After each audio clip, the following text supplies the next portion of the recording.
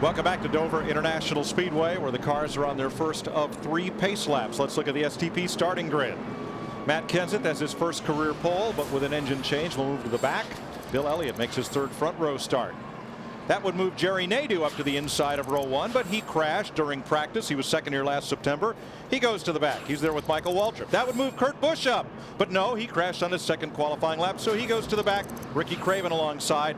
And Ricky Rudd will move up to the pole position as the inside row moves up. Elliott Sadler starts alongside as you look through the rest of the grid. Elliott Sadler, DW here. How you read, bud? Read you loud and clear, champ. You had some success on the concrete at Bristol. How about today? How's your hot rod? I'm real happy with the DW. We got us a good qualifying run. We were pretty good happy hour. A little tight, so Pat freed me up a little bit. And nothing like better doing to get the Wood Brothers to win here today. Man, we think we got a really good car, so we'll see what happens. All right, my man, it's 400 miles here, so tighten them up, and we'll be watching. I appreciate it. And Matt Yoakum wants to know why so many mulligans, DW. I used them all, too. I had 16 of them. Good boy. Y'all have fun today. That's inside information. How do you get that? 16 mulligans? Well, they said you could have all you wanted. I shot 78. And do you play golf, or you just go out and knock the ball around a little? I just like to buy mulligans. Yeah. All right, here's the rest of our starting lineup. As we finish it out, we did have 3 cars that went home. As you look back through provisional land. And what Elliott Sadler was talking about is we all played golf in an autism awareness golf tournament on Thursday for our director, Artie Kipner. And that's why I bought so many mulligans, because it was all for charity. So I didn't really need them. Now, in need of a mulligan is Matt Kenseth, who lost an engine. Jerry Nadeau crashed in practice. Kurt Busch, and also Chad Little and John Andretti changed engines. And Ryan Newman, who crashed on his 2nd qualifying lap, also will have to go to the back to start this race. Now, we've talked about hooligans, and we never did figure out what they were. Where did mulligan come from? I'm sure it was. I'll tell you that story later. During okay. a long caution. Okay. Here's our Lotrim and Ultra race analysis.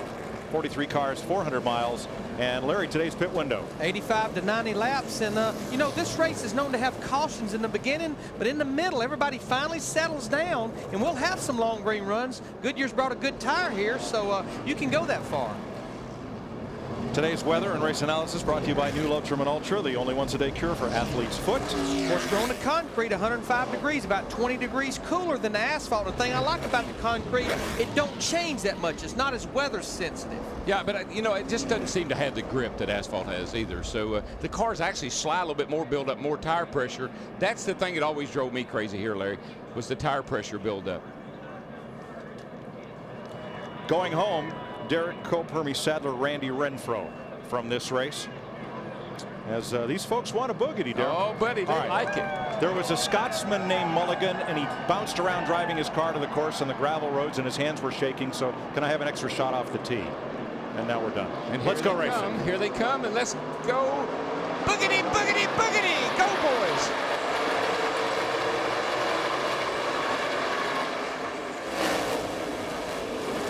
Michael Waltrip with the 15 car, he fought hard to get to the bottom of the racetrack. We'll see 2 or 3 grooves of racing, but everybody would like to see if their car works on the bottom here with fresh tires. Yeah, the first couple of laps, man, it is touch and go. The cars are just a little bit loose. The track's dirty.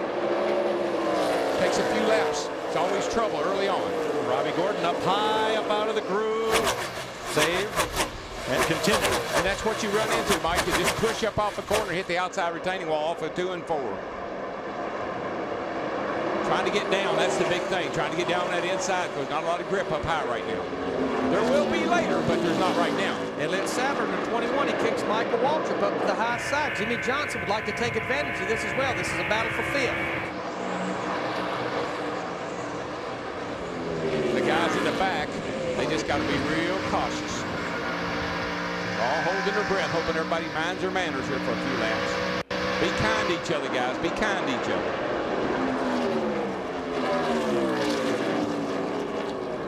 Starting to see some of our leaders, Darrell, already starting to diamond this racetrack. Driving low, let it ride up a little bit, a little easier on the tire, and then come off low. Which is what works good here. drive in hard. The car wants to slide up the hill. So rather than trying to jerk it back down to the bottom, get it loose, you'll just kind of what we call diamond a corner. High in the middle, in low, off low. Plus, you can get back in the throttle so much better when you've got that kind of straighter run up off of either corner. Here comes Jimmy Johnson under Elliott Sadler. Made that one look easy and takes over 5th place. He did, but he again, he got it up kind of high in the middle, and he shot right out the corner, right under the 21 car. Looking back at 9th place, Mark Martin, Kenny Schrader. Two-groove racetrack all the way back. Guys in the back, Larry, and they're not wasting a whole lot of time. They're doing just what Tony Stewart said. Get them while they're grouped up, bunched up like this, while everybody's racing each other. You can make a lot of passes, but it's also the most treacherous time of the race. Brett Bodine, Bobby Hamilton's battle for 21st. Brett Bodine with a new crew chief this weekend, Buddy Cisco. And here comes Ricky Craven right after the man who dominated this race last year, Jeff Gordon. But you know, Ricky Craven a year ago, he had a good race car on that last green flag stop. His crew did not give him the pit stop he needed. Lost a lot of ground. Well, OTIDE had a great run last week in Charlotte. They told me this morning, they said, DW, pick him because he's going to be strong today.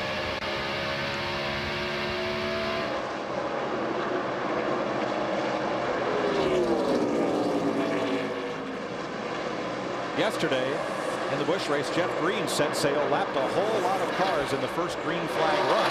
We may see the same situation here. And you can do that. You know, the car that gets up front just seems to be able to just run so much faster when he's out in the front like that. He just pulls away, and, man, you can put a lot of cars laps down early when they're back here racing each other. Kyle Petty, sprint dodge underneath Michael Waltrip, and Waltrip tries to close the door in turn 3, but leaves a big hole there on the bottom. Kyle's last win here was in June of 1995. He felt like he could run good here. He's been running good all year long. For the first time, hot here this weekend, he's running a helmet air conditioner for the first time in his career. And you know what? He'll never go back to the other way. He'll always have it from now on, I can tell you. That's right. You buy one car with air conditioning, you'll never buy another one without it, right? You're sitting there saying, I cannot believe what I was missing out on. Look at Mike. Mike will be right up against that wall. Look like a crop duster. And there you would think, running that high up, that Kyle would be able to turn down under, but you keep the car free up there. You keep the momentum up. Well, Kyle needs the whole racetrack. Right here, he needs to be able to slide up, and he did. So he got to slide up in front of Michael. That's what happens when a car's on the outside. You got to check up because you can't slide up in front of him. But where he slid up in front of him, turn 2, the biggest give and take place on this racetrack. Now let's update you on the drivers who started in the back and how they've progressed. Kurt Busch has only made it to 40th. The number 10 with Jerry Nady has only climbed to 39th, but Matt Kenseth has picked up 10 spots. He's up to 31st.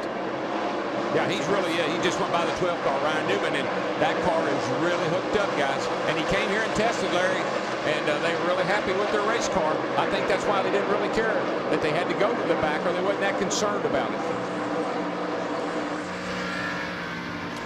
Jimmy Johnson passed Jeff Gordon. See,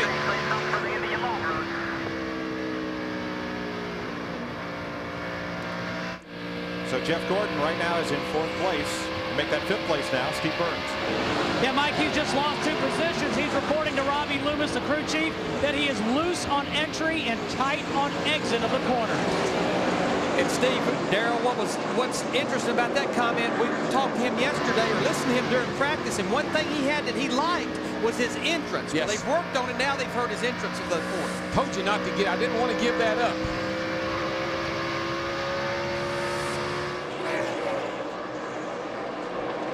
Ricky Rudd has now led at Dover for the 17th time. He has led more than 900 miles on this speedway. 2 veterans, Rudd and Elliott, pace the field.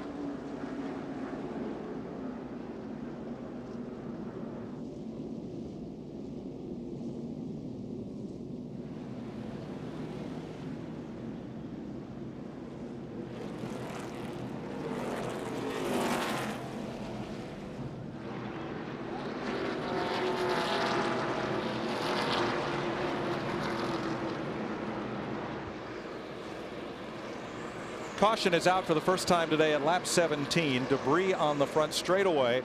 That's of great benefit to Chad Little, Dick Trickle, Dale Earnhardt Jr., Hut Strickland, and John Andretti, all of whom were in somewhat danger of going a lap down. Prior to the caution, this pass for the lead. And Bill had caught Ricky in a hurry, and Ricky, I think, saw that and said, look, you know, there's no sense in us battling each other side by side this early in the race. Yeah, Bill got up on that high line. And see, he's up high there. Ricky was still trying to run around the bottom. I think Ricky said, I'm going to follow Bill, see how come he's so much faster than I am. Speaking of following, looks like our leader, Bill Elliott, the 9 car, is going to pit. Everybody's going to pit here on lap 18. Pace car is a lonely guy coming down the front straightaway. All the cars still on the lead lap. We may see some 2-tire stops here, though, just to try to get some track position with no more than 18 laps. Matt Yoakum. Well, Larry, Bill Elliott reported in that he had a little bit of tightness with the number 9 Dodge, but he changed his line just slightly, and that really seemed to help. Mike Ford, the crew chief, told me they were not going to make any changes on the 9 car to Steve Burns. Matt, the 28, Ricky Rudd is in. Jeff Gordon right behind him. Rudd is a little bit loose. He'll go down on the track bar 1 round. A wedge adjustment for Jeff Gordon. 4-tire stop for both cars. A little bit of a lengthy stop for Gordon. He's in traffic exiting pit road. Let's go to Dick. Dale Earnhardt Jr. started this race in 30th spot. He dropped 10 positions because the car has been very loose. They're going to try to fix that by pulling a rubber and changing the track bar. Right now he is blocked into his pit. They're having to move Stacy Compton back. Finally, Earnhardt gets out. He'll be one of the last cars on the lead lap when they get the green flag. Mike? Kenny Schrader got 2 tires. I'm sure there were some others. The 43 car stayed out now. He was at way back in the pack anyway. Everybody dove on pit road. Stay out, lead those that 1 lap, get those 5 points. It don't matter if you lead 1 lap under caution under green. It's 5 precious bonus points. And John Andretti is going to lead this one. 19 laps complete. They've cleaned up the debris on the front straightaway.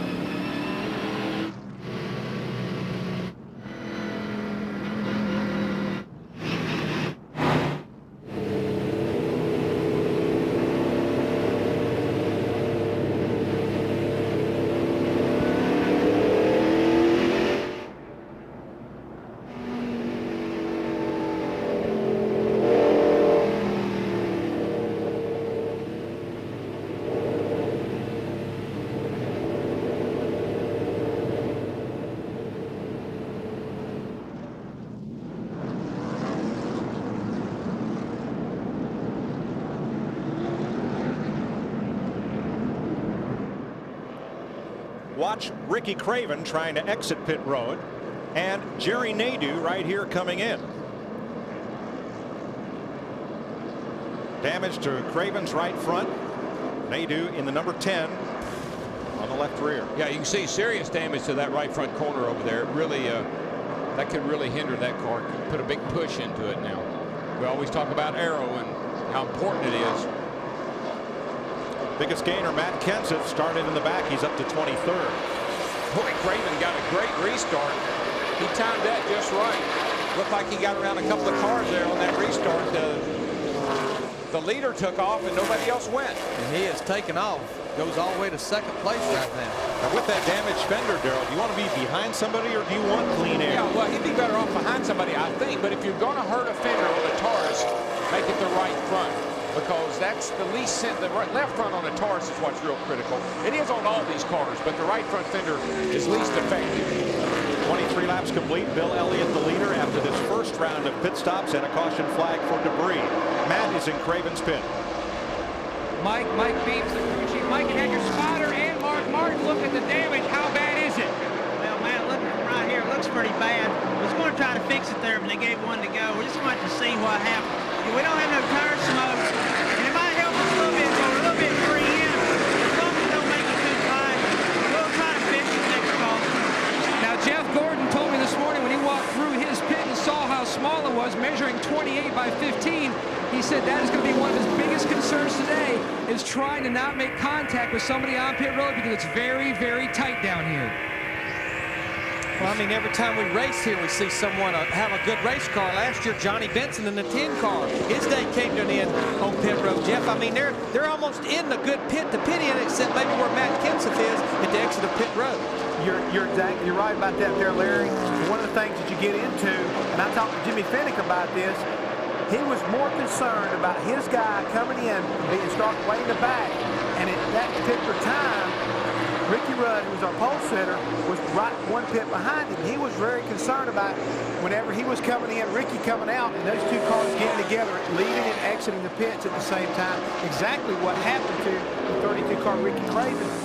If you look and see the 10 car was coming into the pits, he was started way back in the back, and yet he was pitted at the very end of pit road, and they got together. And Jimmy said his main concern was making sure to keep Kurt Busch out of trouble on pit road. Well, as we saw last week, Jeff, the way Matt Kenseth was really beating people, he was doing a lot of it by shooting into his pit right at the last second and then really tearing out, but he had room to do it there, but don't have room to do it today. Kenseth was up to 23rd on the restart. He's given back 2 of those positions. Jerry Nadeau and Kurt Busch, who also started in the back. Nadeau's car not working too well right now. Slid up the hill. He's back to 38th. While Kurt Busch is now moving forward. He's up to 33rd. Here you see with Fox Tracks, we can see his interval to our leader right now, Bill Elliott. Almost 8 seconds behind there. You see he's fighting traffic, and while you're running side by side back in the pack here, you're going to continue to lose ground. Well, let me tell you, when you are loose here, it's like loose. It's not like you're loose anywhere else. It's doubly loose here because there's just not a lot of grip on this racetrack. Concrete loose. Concrete loose. How about our 6 car Mark Martin here? He just goes by Ricky Craven. That was a battle for 3rd. He's got a big mo on his side. He comes in here with that win from Lowe's Motor Speedway last week. No substitute. When you can look in the car and see him smiling from here, he is a happy driver. That's big. Dick Berggren. Well, crew chiefs not only have to adjust the race car, but they also work on the psychology of their drivers. And just before the drop of the green flag, Mark Martin's crew chief, Ben Leslie, came on the radio and told his entire team that they have a car good enough to win, a driver good enough to win. Let's make it 2 in a row. Jerry Nadeau having trouble. He climbed the hill a couple of times, and now he's brought that Valvoline putt in. Nadeau had maybe the fastest car here most of the weekend. Long way down that pit road, 35 miles an hour. And following up a little bit more on Mark, he's got a bunch of guys on his team that never won before, and they finally got a taste of victory last week. Buddy, let me tell you, the gusto of a hungry hound's what they got. Rusty Wallace, Jeff Burton, Kenny Schrader is sliding back after taking on 2 tires on that pit stop. Jeff Burton just got a big run on Rusty. That's what happens, though. You get a run on a guy. What you hope is that he doesn't pedal in front of you and you run into the back of him.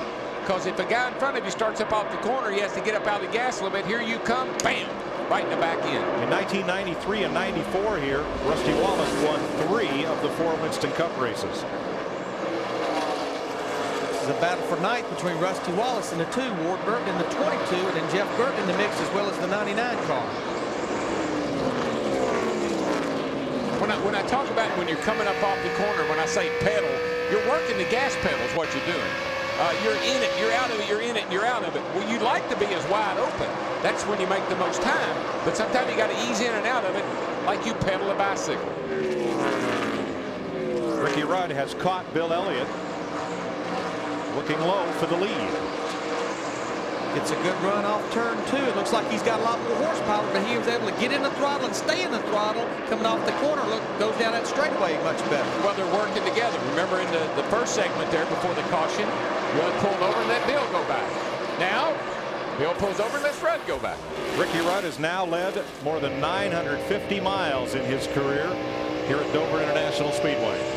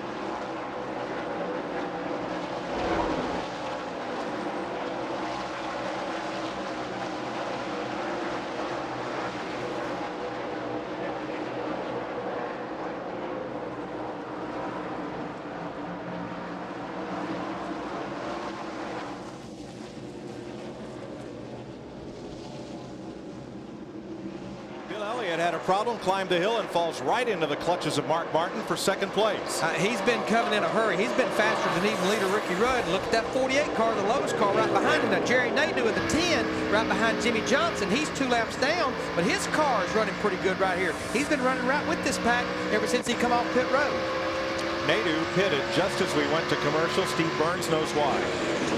Well, Mike, they thought they had a flat tire on the 10 car of Jerry Nadeau. They came in and changed 2 tires. But the crew looked at the tires, took measurements. They cannot find a flat. I will say this is a condition that some of the drivers in yesterday's race complained of, thinking they were having a flat tire, but not. Turn 3. Hard in the wall, Nemechek. Around goes Todd Bodine. Looks like everyone else will make it through. And Jerry Nadeau in the 10 car, he's trying to get one of his laps back. So I believe he'll accomplish it here on the front stretch. Yeah, he'll get one of them back. Good job, Nadeau. He was right there where he could do that. Earlier, Bodine had a side-to-side rubbing match with Mayfield. Yeah, I don't know. Down the backstretch. And yesterday, he and Jimmy Spencer got together in the Busch race. Yeah, we just saw an incident here with the 19 car. Riding with Bodine. I think this is the wreck here. Yeah, he just drove in there and shoved up into the 25. His former teammate, Nemechek. Exactly.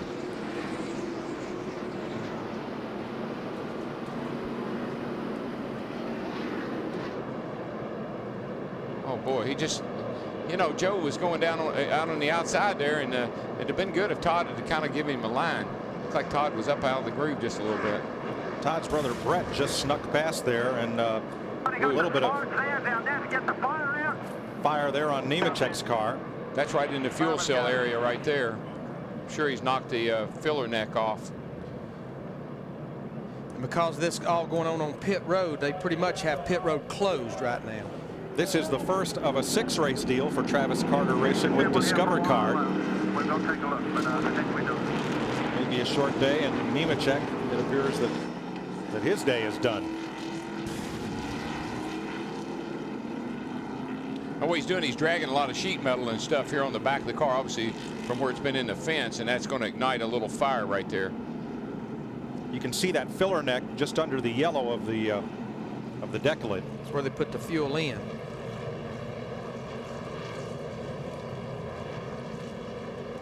But fire crews quickly on the scene to put it out.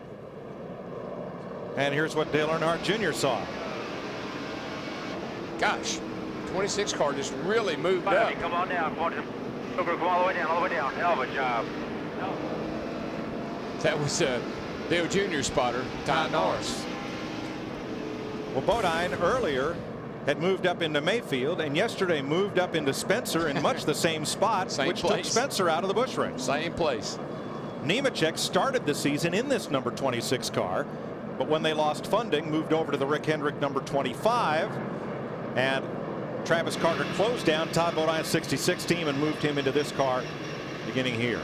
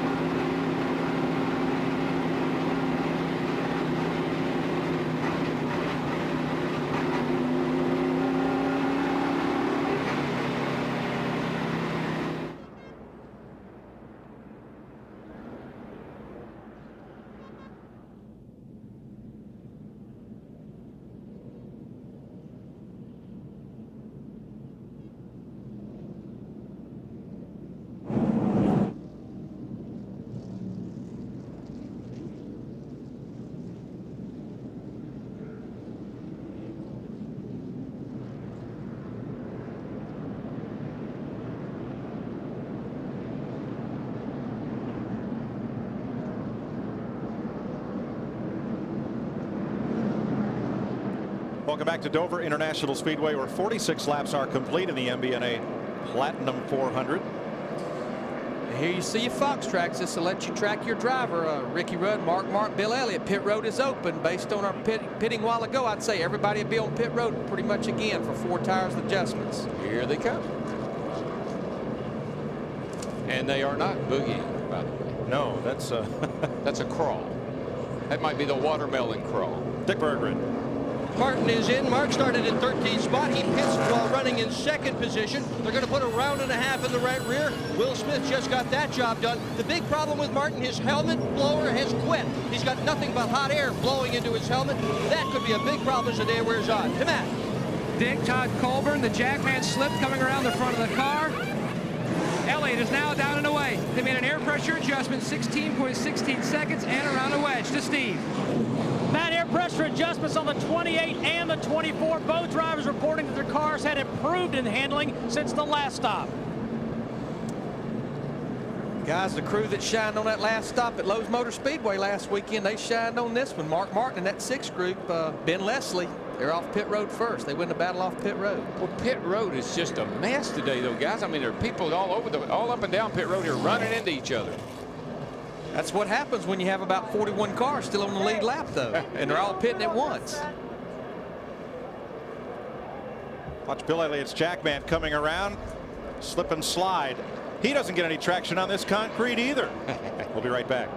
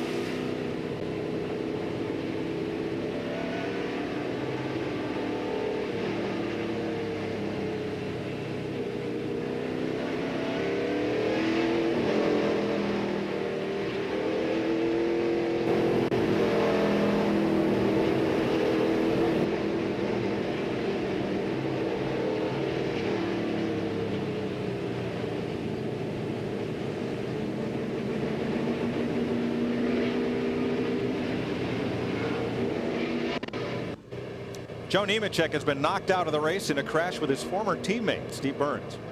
Yeah, and he's not happy about it, Mike. Joe, tell us what happened on the racetrack. Well, yeah, I got to bite my tongue here a little bit, but Todd Bodine a good friend of mine, but he wrecked me on the back straightaway, uncalled for. I mean, I'd been on the outside of him. He knew I was there, and all of a sudden I was turning sideways on the straightaway, and when I got to the corner, I got turned again.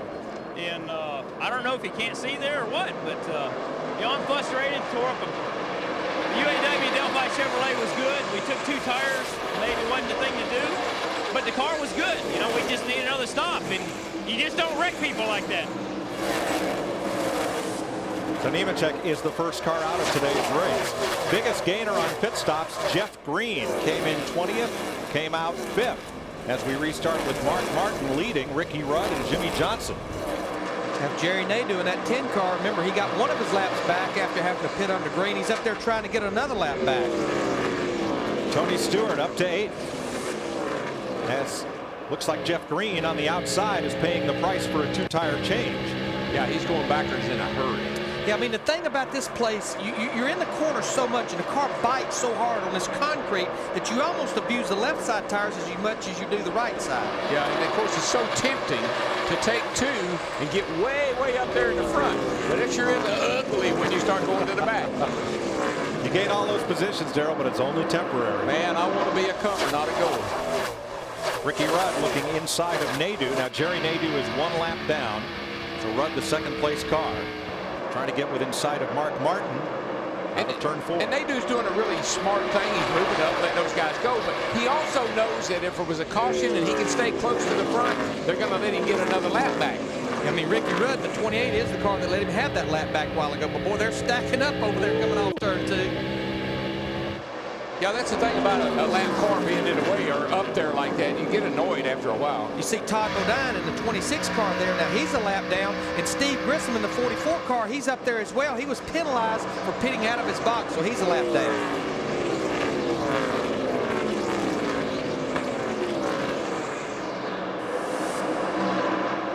gives way to Rudd. And now Jimmy Johnson looks to the inside. Let's go to Johnson's pit. Here's Matt.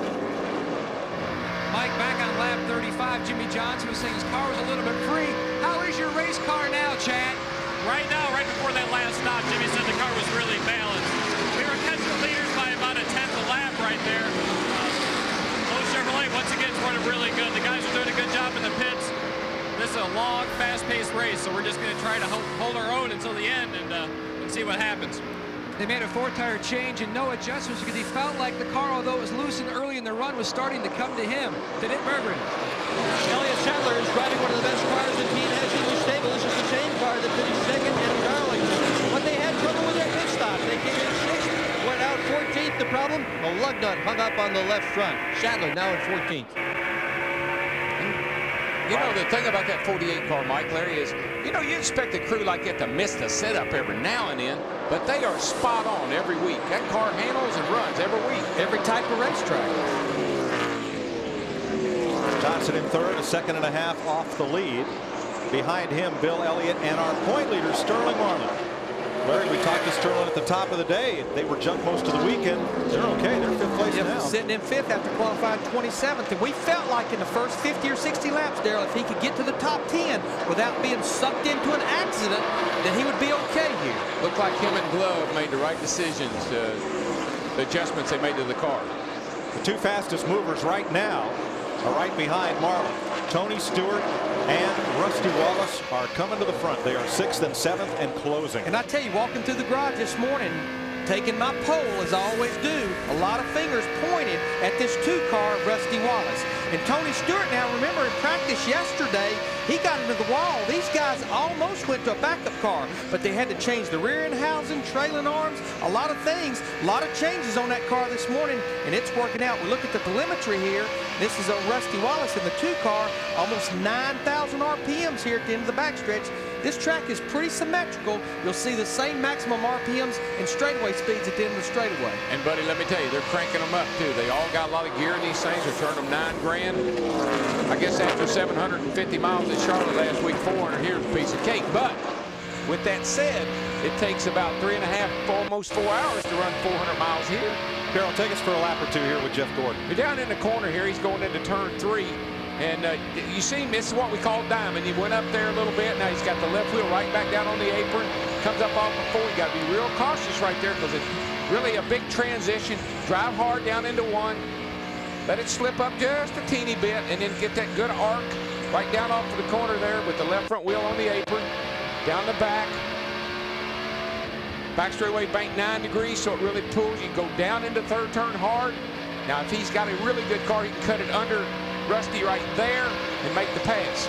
You know, watching that orange car up there, though, Darrell, Tony Stewart in the 20 car, where he seems to be so strong is right there. His car is rotating. He's able to pick that throttle up, and it looks like he gets back to the throttle about 4 car lengths before most of these guys. Now Rusty, nothing was wrong with Rusty's car right there. He let Jeff Gordon go by. He slid up the hill and lets Jeff go by. He knows he's a little quicker. That's how you make a pass and not hurt either guy.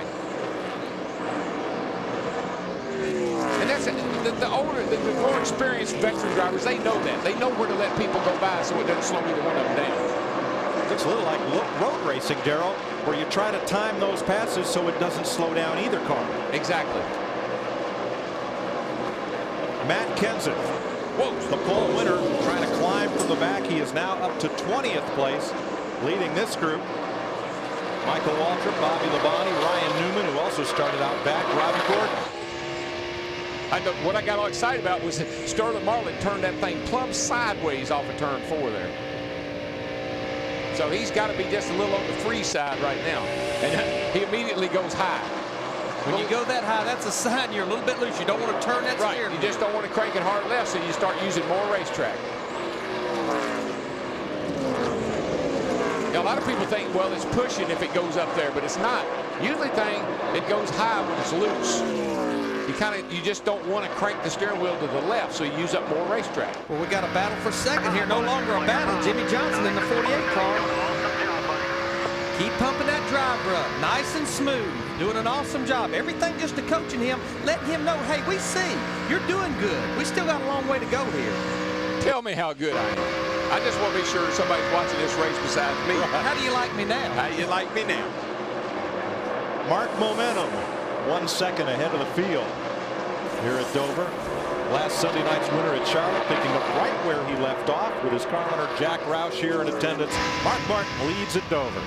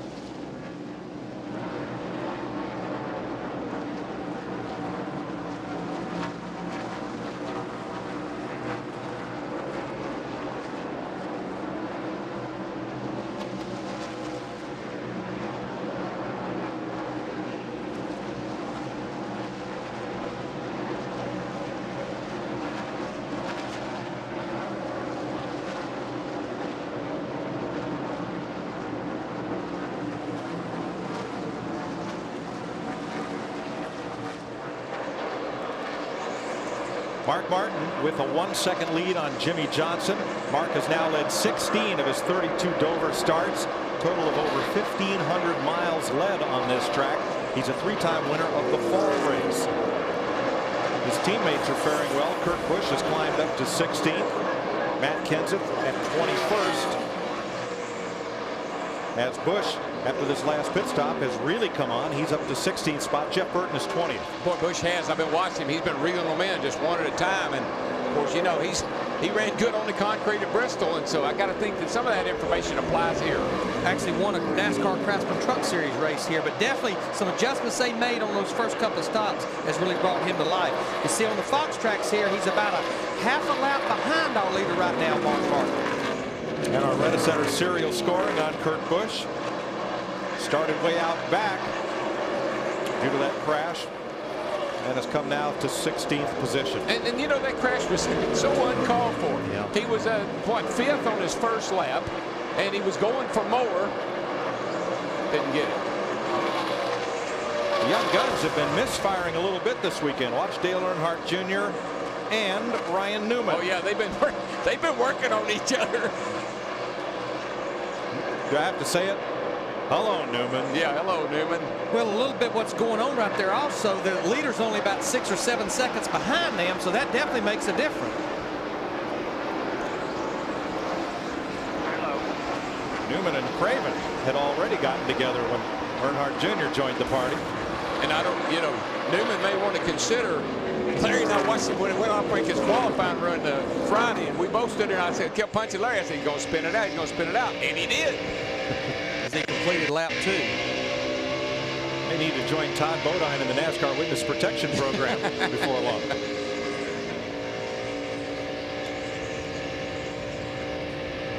Jeremy Mayfield made an unscheduled pit stop. Dick Berggren. Well, they're not too sure exactly why he made that unscheduled pit stop, other than there is a problem in the left rear corner of the car, Mike.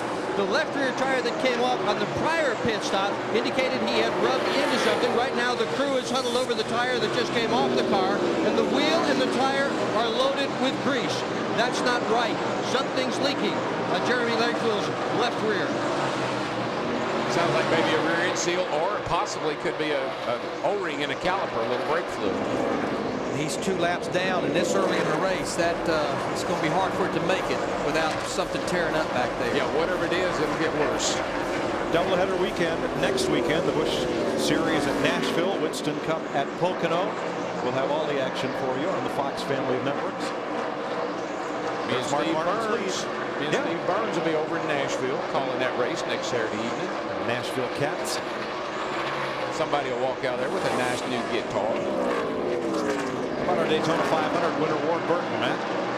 Mike, he's currently riding back in the 31st position. In happy hour, Ward Burton was complaining about the double deuce being loose. He was loose early in the race, but now he's tight. But the biggest concern for Ward is now he does not have any radio communication with his spotter. He cannot hear Rocky Ryan on top of the press box. So now Tommy Baldwin, his crew chief, is spotting him from turn 4 down the straightaway, while his owner, Bill Davis, has climbed on top of the team's transporter down in 1 and 2, trying to spot the rest of the racetrack. DW, you know how important it is to have your eyes on top of this racetrack. Spotters are very important. Yeah, it makes you real apprehensive when you know your spotter you can't communicate with your spotter, because things happen so quickly here. You need all the advance warning you can get from somebody up here, not somebody down in the pits. Spotters are important everywhere, but boy, this is definitely one of those places. 18th place, Casey Atwood and Steve Park battle. Looks like, Larry, the guys all climb the hill after they get several laps on their tires. Seeing more and more cars start to use the high line, starting to get up in that second and third groove. Steve. Park. Yeah, I mean, definitely this is one of the places. Good thing about it, it's just happened over the last few years with the 2 or 3 grooves of racing, is that you can move your car around to best suit how your car's handling. Maybe it runs a little better up top. Maybe it runs better down low on fresh tires. Then when you get some laps on your tires, it'll work a little better as you move the car up a little bit. Park tries the bottom, slides it right in there, but off of 2, you can see, as Darrell said, he has to pedal it. He just can't keep his foot down and complete the pass. No, you've got to have the whole track over there to make that pass on the bottom, and that guy on the outside's got to give it to you, because you know, he can't just slam on the brakes. Here's a fellow who's backing up. Ricky Craven is back to 22nd place. Yeah, I think that fender is probably, as they go along, that fender will be a bigger factor, more of a factor, because as the tires go away, you need that aerodynamic downforce. And I'm sure one thing that Mike Bing, his crew chief, is thinking, you just don't want to give up any track position trying to fix that thing. But as he continues to slide backwards at the back of the field, you're going to have to take the joke and go ahead and try to fix that thing. Yeah, I'm sure that's going to be on further review. We should have fixed it when it happened. As Craven backs up, the car that's coming to the front is Robbie Gordon. Gordon started in 29th position. He's now restarted in 29th at lap 51. He's now moved up to 16th. Here you see with the Fox track, watching his interval. He's shrinking just a little bit, but that's a little over about a half a lap, a little over a half a lap behind our leader right now, Mark Martin. And remember, this is his last weekend, and he'll be working with his team and his crew chief, Gil Martin. Next week, headed to Pocono, these 2 RCR teams, Richard Childress Racing, Kevin Harvick's group, Robbie Gordon's group, they'll be swapping teams. There's some good cars all back in here. Bobby Hamilton's running really good right now, and some others that are back in the pack that I think are going to have good days. Mark Martin now leading by just half a second over Jimmy Johnson. 34 cars are still on the lead lap here at Dover, 87 laps in.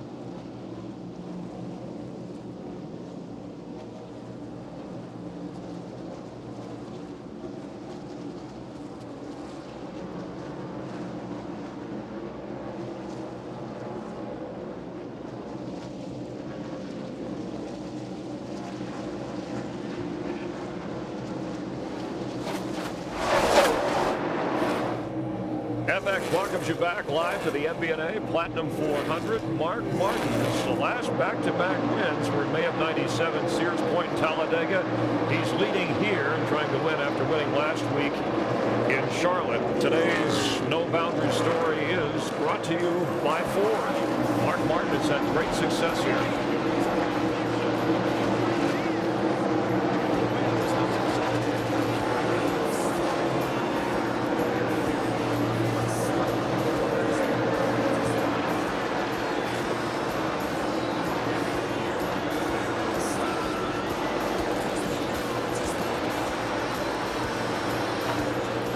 Hitting the $1 million bonus in Charlotte as well as victory of last week and leading here and the lap 93. He's won 3 straight full races at Dover. That was back in the late 90s, and this is a different kind of race for him to run on this particular track, Jeff Hammond. Well, I mean, what I've noticed right now about Mark Martin, he's got himself a real steady pace going.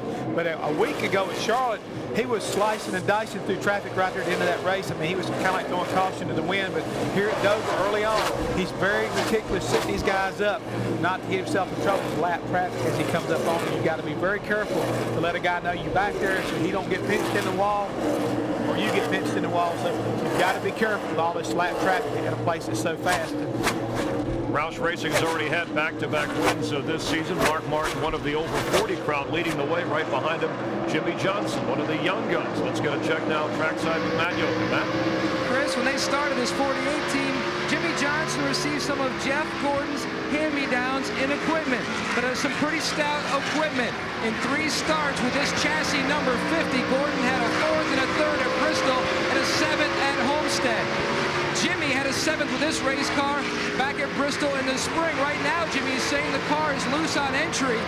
So they try the Kyle Petty approach. Get out of the gas early, then let it flow through and then ease back into it. But Jimmy says the car doesn't react. It reacts worse when he tries that approach. He says the car also has a funny loose in the right front.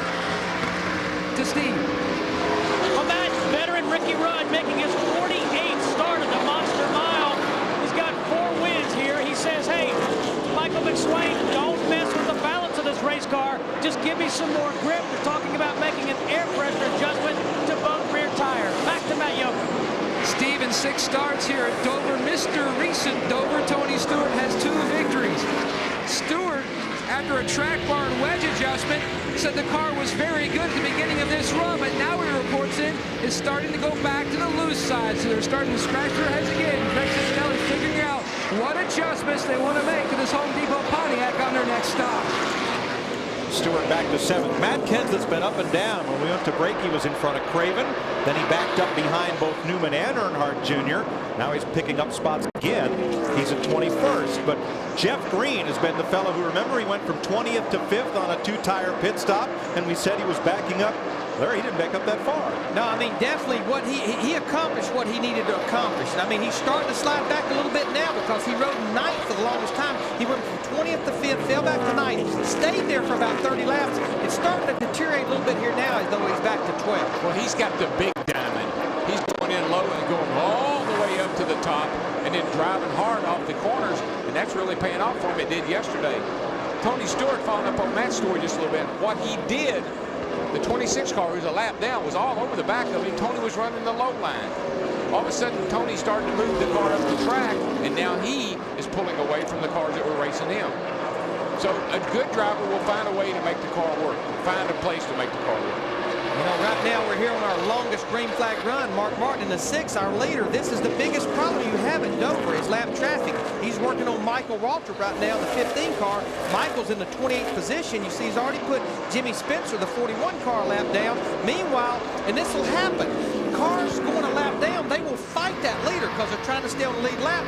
Once the leader goes by, Jimmy Johnson gets to him, they might not fight him as hard because he's not doing the damage to him. Yeah, and you see Jimmy's closing right up on the back of Mark because of lap traffic. Everybody's got to do, you know, everybody's on a different agenda. Michael's trying to stay on the lead lap. Here comes Johnson closing up on the leader. But this is Jimmy Johnson's first race here at Dover. He needs to be patient. Mark Martin has that experience here. He knows where he needs to go by these race cars. Many laps here. Well, but you become frustrated with the cars that, you know, you want that guy to move out of your way. Man, I'm the leader of the race. Get out of my way. You know, last winter, a lot of people said too soon when we heard that Jimmy Johnson was being moved up from the Busch to the Cup Series. Because quite frankly, we hadn't seen a whole lot in Jimmy Johnson that said this fella's a potential Winston Cup winner.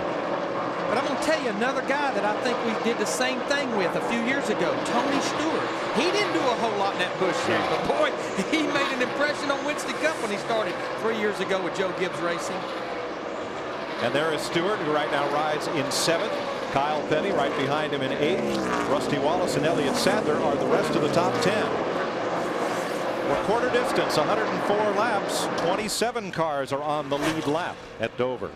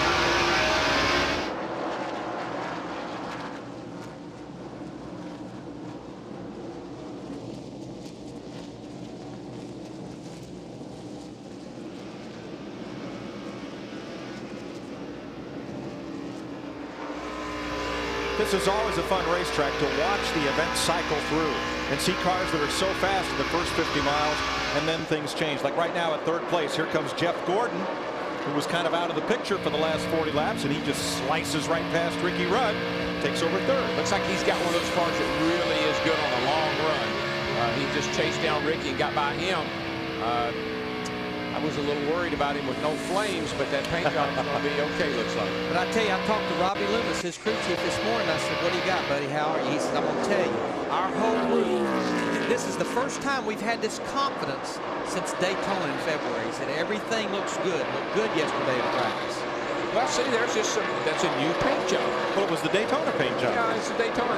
Sometimes it just takes the smallest things to get a group of guys fired up.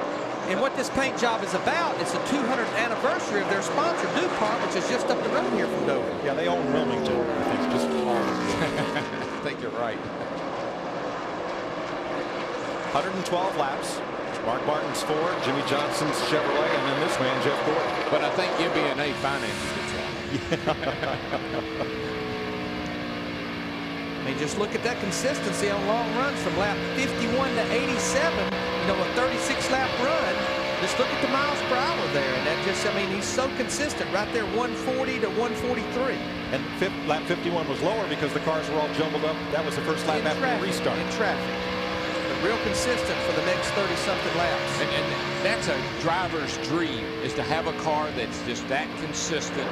Know what the car's going to do every lap. Mark Martin, he just put Bobby Labonte, the 26th place car, a lap down. 18 car.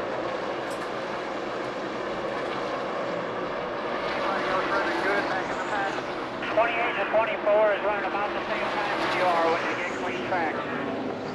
48 is faded just a little bit since we caught traffic. Mark just trying to size up here a fourth of the way through. Who my competition is right now. Right now, though, Dick Bergman, he's about 2/10 faster than everybody out there. Yeah, but Larry McReynolds, Mark Martin's real competition may be the heat of this day. As soon as the race began, he keyed the radio and told his crew that his helmet blower was blowing hot air into his helmet. Crew Chief Ben Leslie, can you do anything to help your driver on this helmet blower problem? Well, what we're doing to him basically is just make sure he gets a lot of liquids every time he stops. You know, Mark is in great shape and in great condition. He's going to have to soldier it out for us. We'll have to get it fixed as soon as we can. That's a tough deal on a hot day like this to try to run with hot air blowing inside the helmet. Now, we talked to you earlier about air-conditioned cars. And imagine if you have your air-conditioned car and the air doesn't work and the windows, your electric windows won't go down. That's going to be tough. Matt. Mike, 2 years ago today, Kyle Petty gave a heart-wrenching press conference here at the Dover International Speedway about taking over the driving duties of the 45, then Busch car, future Winston Cup team. Today is his birthday. Stephen Lane, his crew chief, told me they feel like his best shot to get back into victory lane is right here at Dover and a few weeks down the road at the road course at Sonoma. Kyle's reporting in that his car is very good.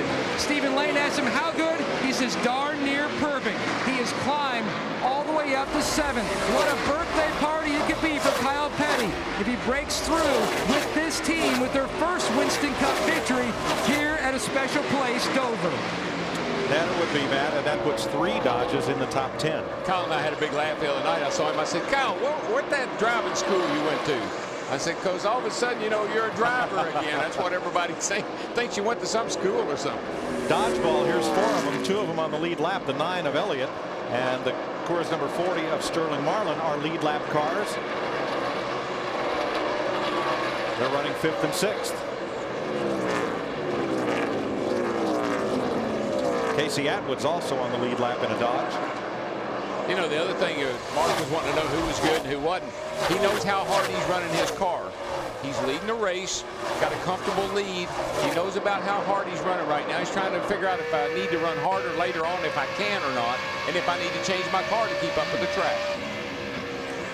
Riding with Rusty now. Rusty's given up a few spots. He was in the top 10. Now he's Kurt Busch just went by him for 13th place. Rusty now 14th. Yeah, I tell you, Kurt Busch, he just continues to get better. Now, we're by far on the longest green flag run. In fact, we're only about 10 or 12 laps away from green flag pit stops. But this car that Kurt Busch has here, they've not run this car at all this year. And they didn't know a whole lot about this car. They didn't feel as good about it as the car they unloaded on Friday when we first got here.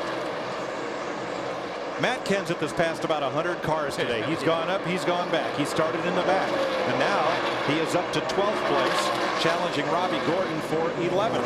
Pretty good top ride. It wasn't long ago, Darrell, that Kenseth was 5.5 seconds from going a lap down to Mark Martin. Then he got a break, busted through some traffic, and is on the move. Here's the interval back. Look at Fox Tracks again. It's about 18 seconds behind the leader. Now, this is about 3/4 of a lap behind his teammate, Mark Martin. But right now, he's running about the same speed, within 1/10 of what the leader. There's the leader right there. Mark Martin, 6 car. Better get the whip out because that 6 car is coming, baby. Mark Martin has now opened up a 4-second lead on Jimmy Johnson. Trouble. Turn 2. Right in front of the leader. Martin didn't get it stopped. Could not stop. And ran into him. I'll be darned. That is incredible. How about that? How could he not get through there? It's unbelievable. I mean, we still got water pressure. Oh, man. How bad are you, pal? Pretty bad. look at all the cars he got back on the lead lap because of that. Michael, one of them.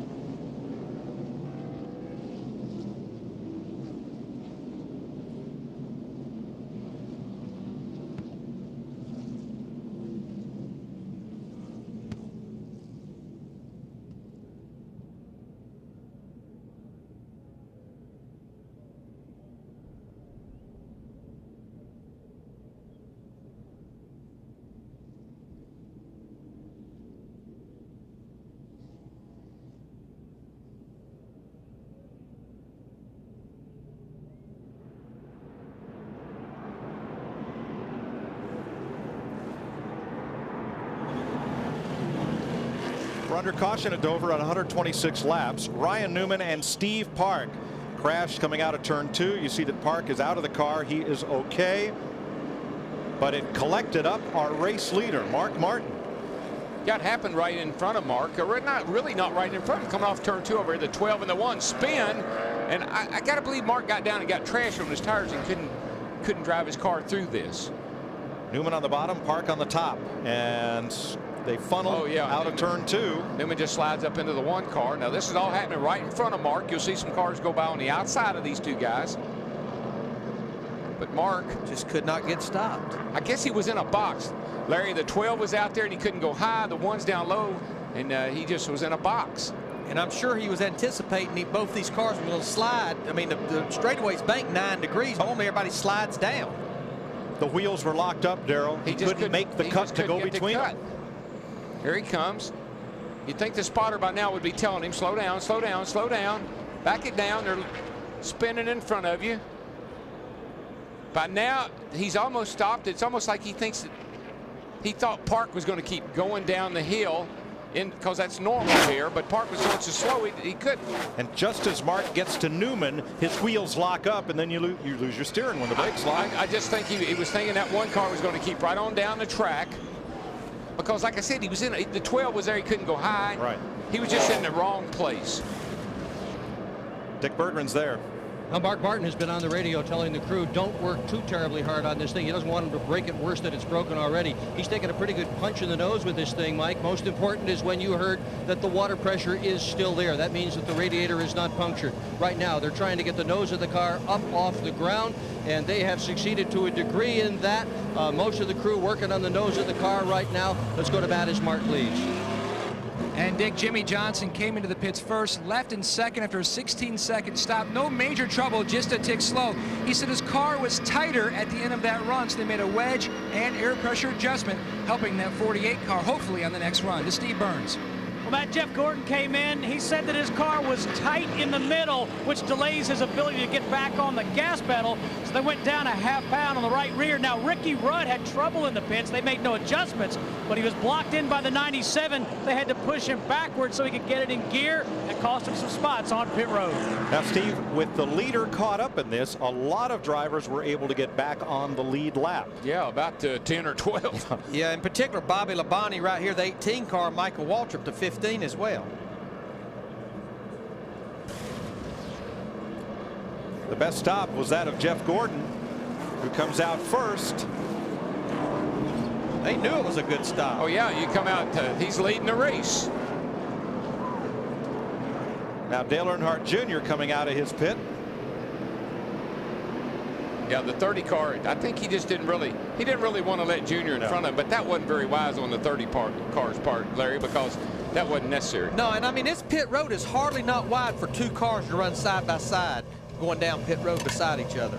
Drivers who got back on the lead lap include Stacy Compton, Jeff Burton, Michael Waltrip, Bobby Labonte. This crash collects our race leader. We're under caution at Dover.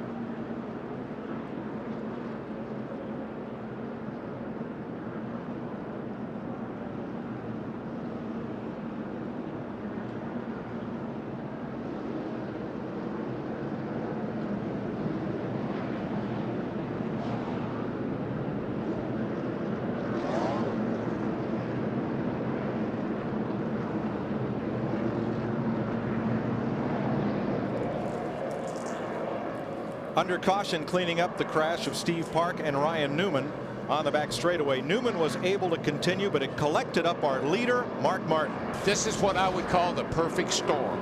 Yes. Right here, you see these cars come off the corner.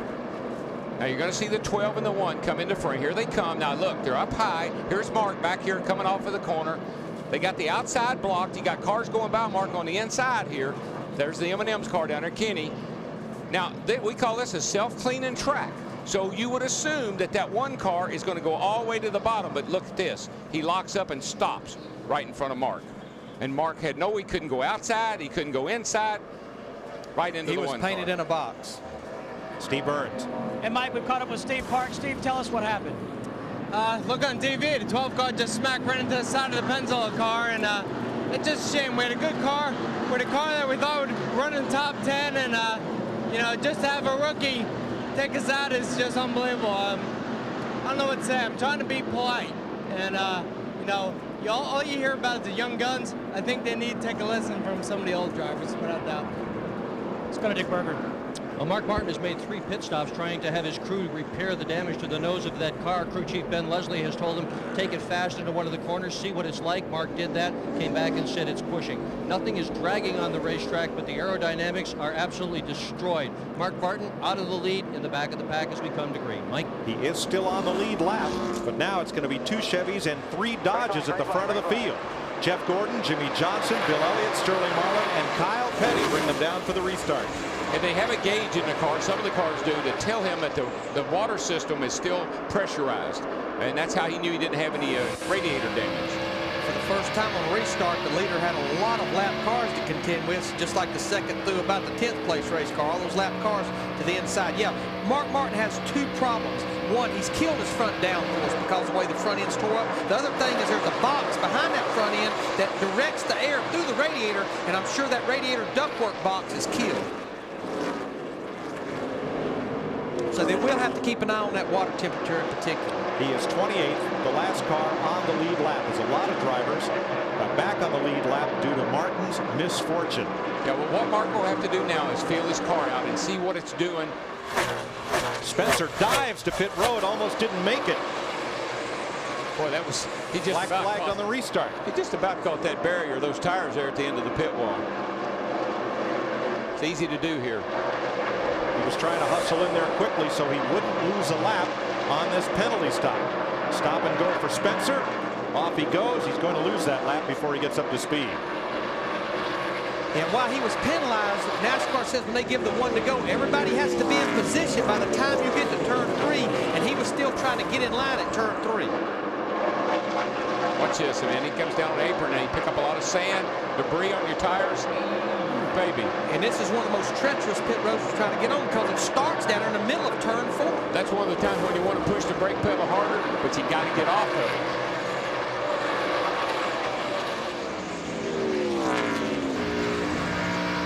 Right now, Jimmy's going to be 2 laps down because he had to run 35 miles an hour down pit road while these guys are out there running around this mile racetrack at a little over 24 seconds. Kyle Petty being passed by Ricky Rudd puts 1 Ford in the top 5, along with 2 Chevys and 2 Dodges, those being Elliott and Sterling Marlin. So Kyle drops 1 spot to 6th. Let's go to his pit. Today marks the 199th start since Kyle Petty's last win, which came right here at Dover on June 5th, 1995, and his car has really come to life. Stephen Lane, what have you guys done to the 45? Well, on that first stop, we had to close the right front shock off just to slow the right front down, getting off into the corner. Other than that, just pull a little tape off, and it's been good all day. Hopefully we can run in the top 5 all day. Be a good birthday present for Kyle. Kyle told me this morning, he said, we've kind of been like a Pac-Man, just slowly munching our way up, getting some consistency. The first 3 races this season, his average finish was 36. The last 9 average finishes 17. That's an impressive game, Matt. Yeah, and you know, the question I had was Tony Stewart. Larry, he was up there in the top 10, had passed a lot of cars, got himself in great position. And what happened to him, Matt?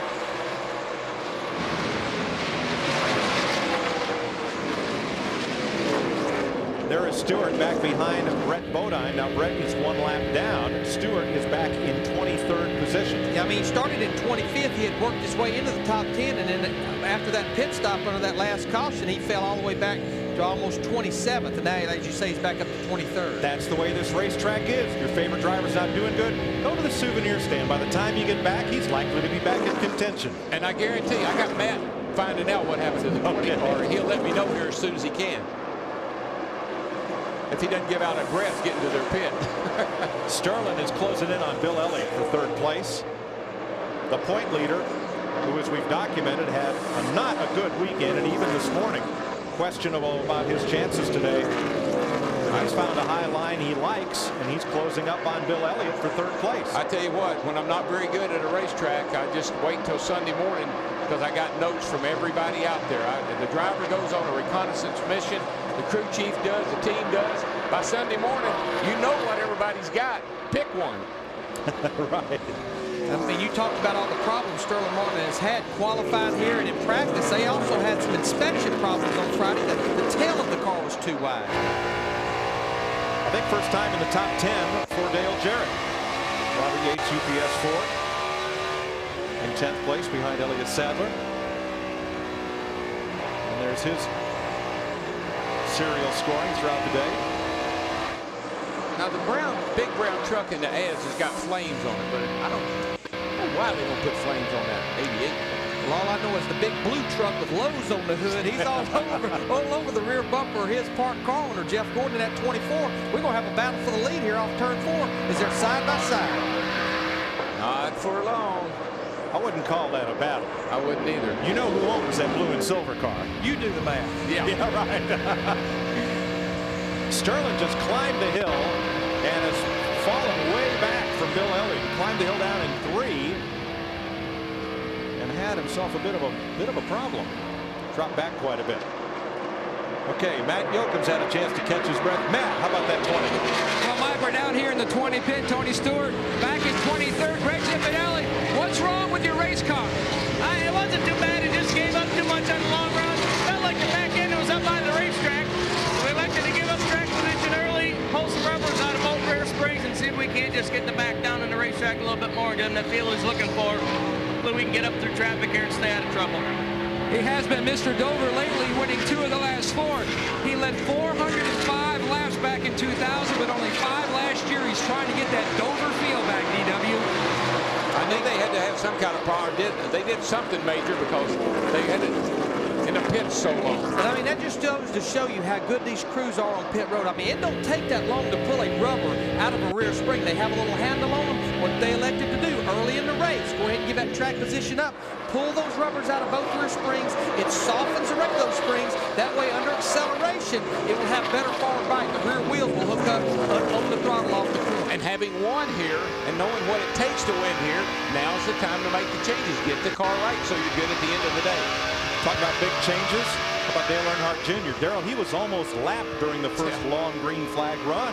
Now he's up to 8. I think he just found it. I think he's adjusted his car, made it better. He's running a high line.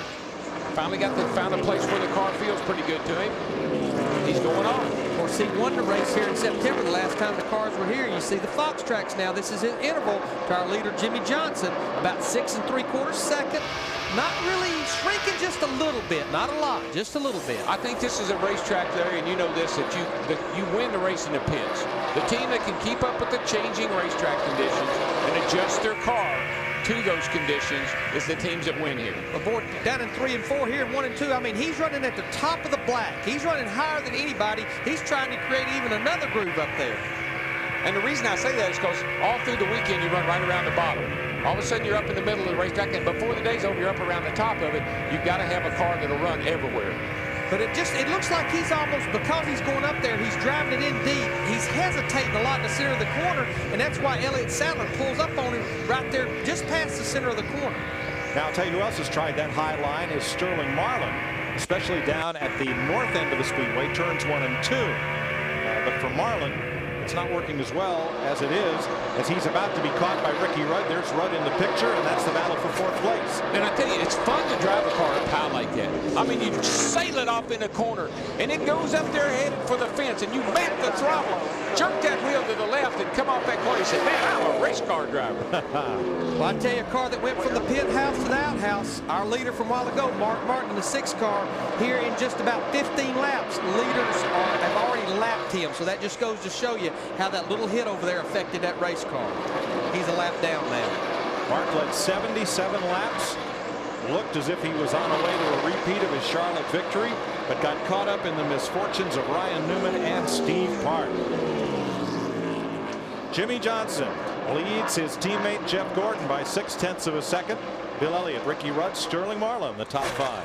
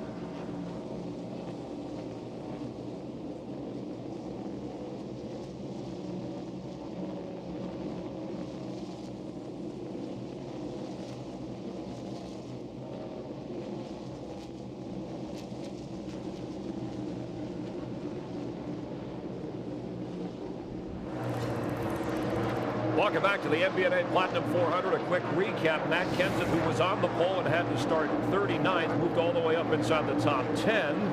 Todd Bodine taking out Joe Nemechek. His day finished. Then Steve Park and Ryan Newman slipping and sliding. And the leader at the time, Mark Martin, runs into Park. And after leading for 77 laps, is out of the picture. And in the picture, Jeff Gordon and Jimmy Johnson, as those two share the lead and battle for it right now. And if you need more NASCAR, check out Speed Channel tomorrow at 7 Eastern, 9 Pacific. NASCAR Inside Winston Cup with the guys that are living it every weekend. Michael Waltrip, Johnny Benson, Kenny Schrader, and your host Alan Bestwick. Then Wednesday, Winston Cup Wednesday, with a replay of this week's race. Exclusive interviews from the drivers' teams to get Speed Channel. Call 888-22-SPEED. That's 888-22-SPEED. Watching from the Hollywood Hotel, Chris Myers with Jeff Hammond and the Hendrick Motorsports. Jeff Gordon trying to end the streak, by the way, that's gone 20 races without a win, but he did win here, remember, last year and dominated, leading 381 laps.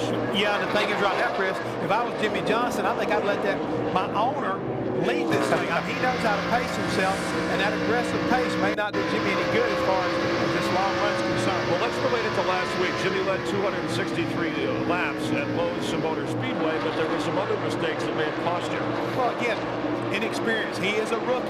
He may have run some bush races, but this is Winston Cup, a whole different level. And sometimes a miscue can cost you a win, and I think that's what happened to him last week. Speaking of the young gun, Steve Park, some harsh words for Ryan Newman, who he thinks created that, and then Mark Martin's wreck saying the young guns ought to let the veterans, or at least take a cue and learn a few lessons from the veterans. We'll see if Johnson does that with his owner, and there are some of the veterans. Ricky Rudd, Bill Elliott, their combined age, I think, is 240. I'm not worried about their age. I'm more worried about their wins here at Dover, and those two guys know how to get the job done. Ricky Rudd actually did start on the pole and has had success here. Let's go back upstairs.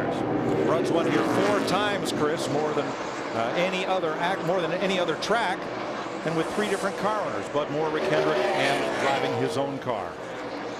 Jimmie Johnson is the 81st different driver to lead a race at Dover since the first Winston Cup race here in 1969. There, I just had to slow down to keep it on the ground. It'll just chatter right on up the track. No, I understand why you slow down, but I mean, you have no worries at all about blowing right front. I mean, none.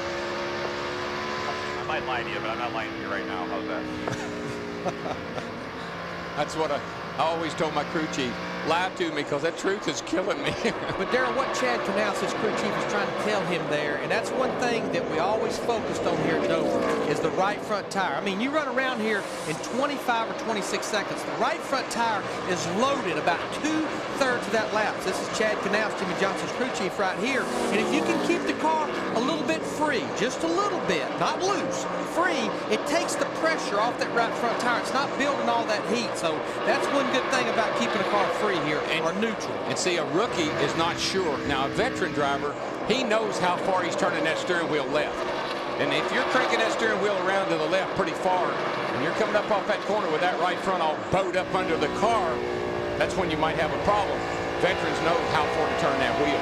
There's the 98 winner, Dale Jarrett, locked up in a battle now for 9th with Elliott Sadler in front of him and Robbie Gordon right behind.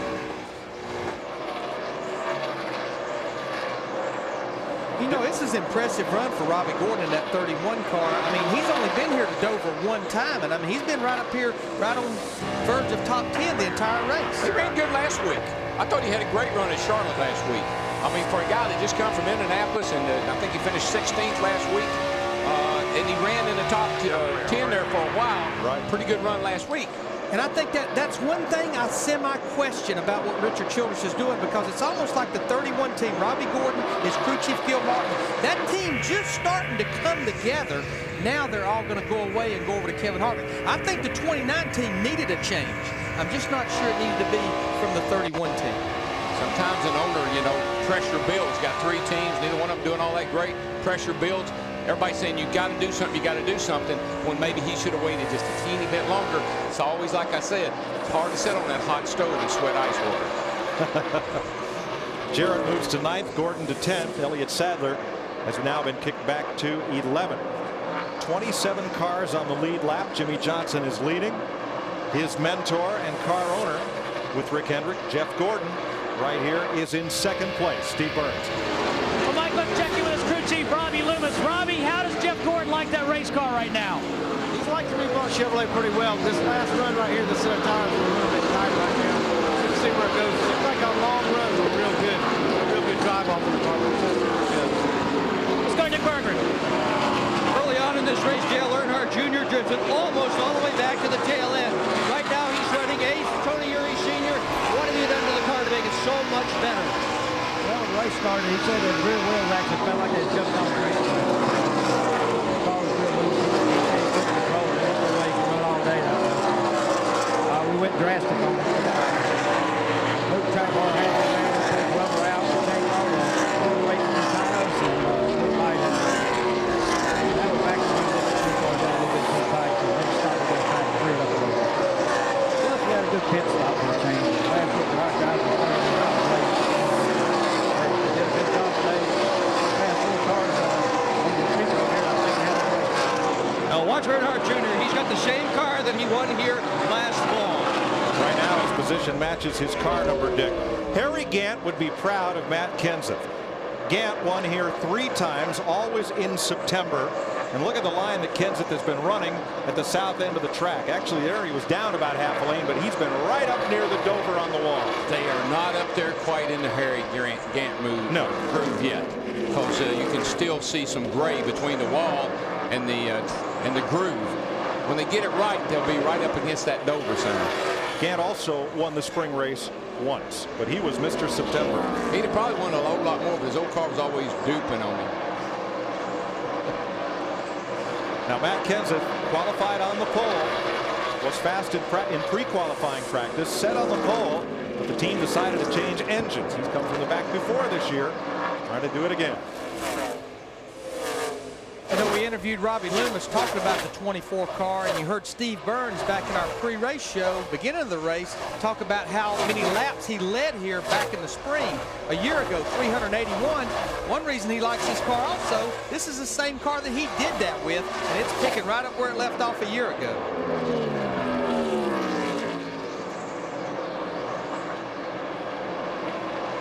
Ricky Rudd works past Hut Strickland, and Rudd is closing on Jeff Gordon for second place. Mark Martin led 77 laps early, but now it is Jimmy Johnson out in front at Dover.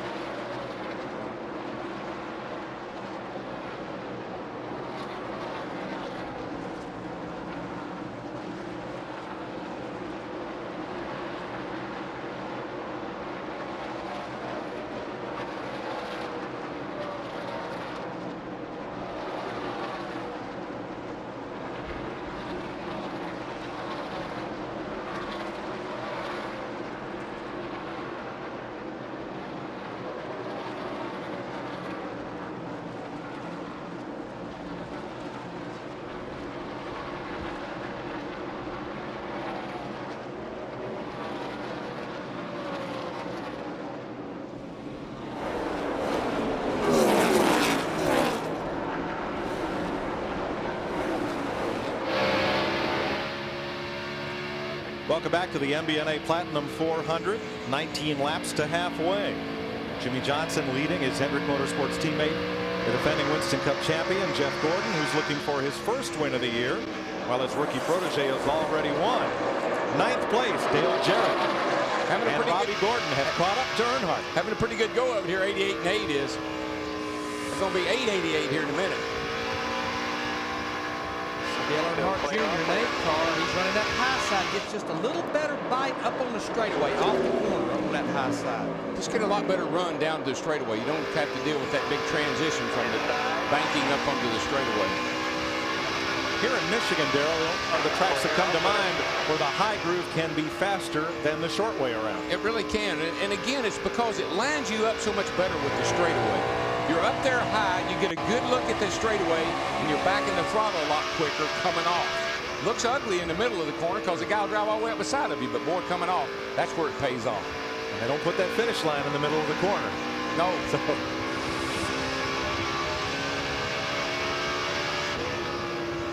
DJ gave Junior, he gave him a little wake-up call there. He said, now either go on or get out of the way. So Junior said, I'll go on. Almost like through that corner we had Dale Earnhardt Jr. at the high side, Dale Jarrett in 88 behind him about the middle of the racetrack, and Robbie Gordon in 31. He was so low you couldn't even see him. Look, he's all the way at the bottom of the racetrack here. Short way around. And that's the difference in how the cars are handling. You just got to find a place where your car will feel pretty good and you can use the throttle as much as possible. And that's why this track is sold out. Yeah. You get to see so many different lines and so many different races within the race here. You can go in these corners. You can be 3-4 wide in the middle of the corner, but you can only be about 2 wide coming off. Here you saw that group go by Mark Martin, the 6 car. Meanwhile, back at the ranch, sitting on the front porch, talking to JJ. Now, I've got to ask you, Darrell. You're Jimmy Johnson. You got a 2-second lead. Is this boring to be out there and just you got a big lead? What are you going to do? But put on laps and put on laps. He's a young guy. This is a whole new deal for him. It ain't boring, I promise you. Okay. Guys, one of the men that's really having an outstanding run here today is that 55 car, Bobby Hamilton. Started back there about 19th, and slowly but surely, 13th, that is, he climbed his way up there to 6th and putting a lot of pressure on our point leader, Sterling Marlin. As a matter of fact, he's making the pass right now. Got a really good-looking race car. Paul looks like he's working really good through the middle of the corner. This is a great run for Bobby. Yeah, it is, Jeff. I watched him a long time early on in the race, and he was really good right around the inside of the racetrack. I mean, that's still where he's at, is right on the bottom. We see the telemetry here down to about 7,200 in the middle of 1 and 2, about 5 1/4 seconds behind our leader, up to about 8,800. Boy, he's so quick through the middle right there. Yeah, and I mean, it's around the bottom, right around the bottom. Matt Yoakum. Well, Larry Mack, the sleeper today, might well be that 55 car. On his first stop, they made a wedge adjustment. Since they haven't touched it on his last stop, all he called for was 4 tires. He's slowly creeping his way up. He didn't lead at all here last year, but he started almost the same place. He started 17th last fall and finished 10th. He's slowly working his way up. He could be a factor before the day's over. Oh, I guarantee you, man, what's good, I think being back with his crew chief from last year, Jimmy Elledge, coming back on board after being at the 88 car at the beginning of the year, it's almost like they're starting to come together again. And I totally disagree with Matt. He's not slowly creeping up. He is coming in a hurry. Ward Burton on pit road. And this is about 20 laps early than what we probably see most of our leaders come to pit road, but Ward has been wrestling that Caterpillar Dodge all day long. Yeah, this may not be for tires and fuel. This may be for a little driver relief. Just give him something to drink, cool him off. Steve Burns. Mike, we just heard Jeff Gordon radio into Robbie Loomis. He said, I've got the worst push I've had all day. Robbie Loomis said 10-4. We'll fix you up when you stop here just a little bit. Yeah, Steve, I think this is when this racetrack really starts to get rubber down on the racetrack, and the more rubber that gets down, like most everywhere we race, even though it's concrete, the car will push worse, turn a lot less. Plus, with cars running everywhere, the whole track gets rubber on it now. Ward Burton's back on the speedway. Matt, what was the problem? Mike, I talked to his crew chief, Tommy Baldwin Jr. He said Ward wanted some tires and wanted them soon, so we brought him in. That's why I say that was a driver request right there. I'm coming in now. 7 laps from halfway on the Monster Mile, with Jeff Gordon trailing Jimmy Johnson by 3.4 seconds.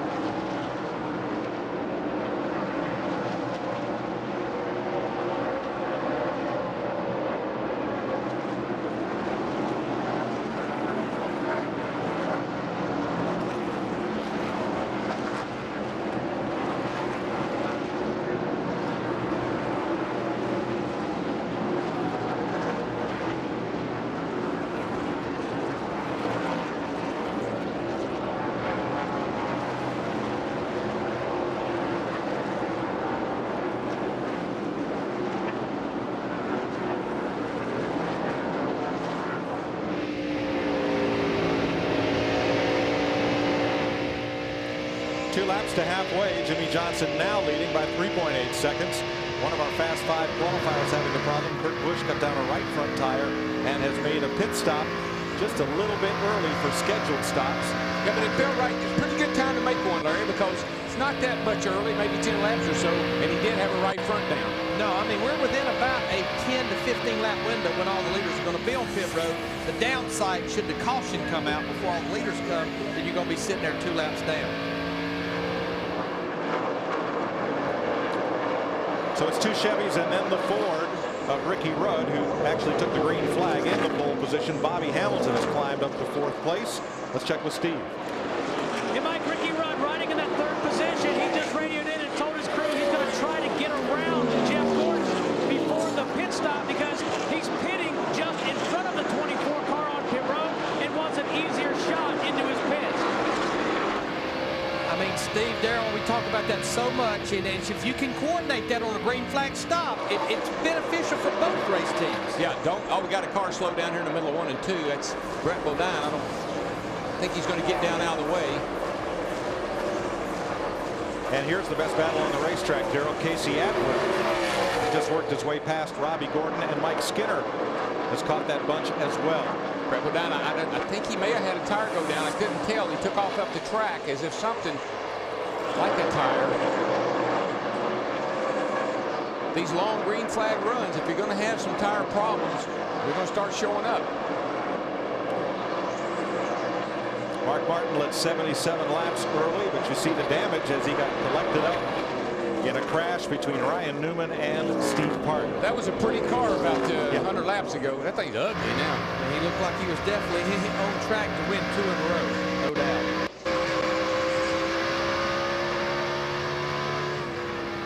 Jimmy Johnson, he's about 4.4 seconds out front of his teammate, Jeff Gordon. Brett Bodine, flat right front tire. Now that's 2 in a row here. And like I say, we're in that pit window. Tires are hot. If you run over anything much at all right now, they're worn. You can cut one down.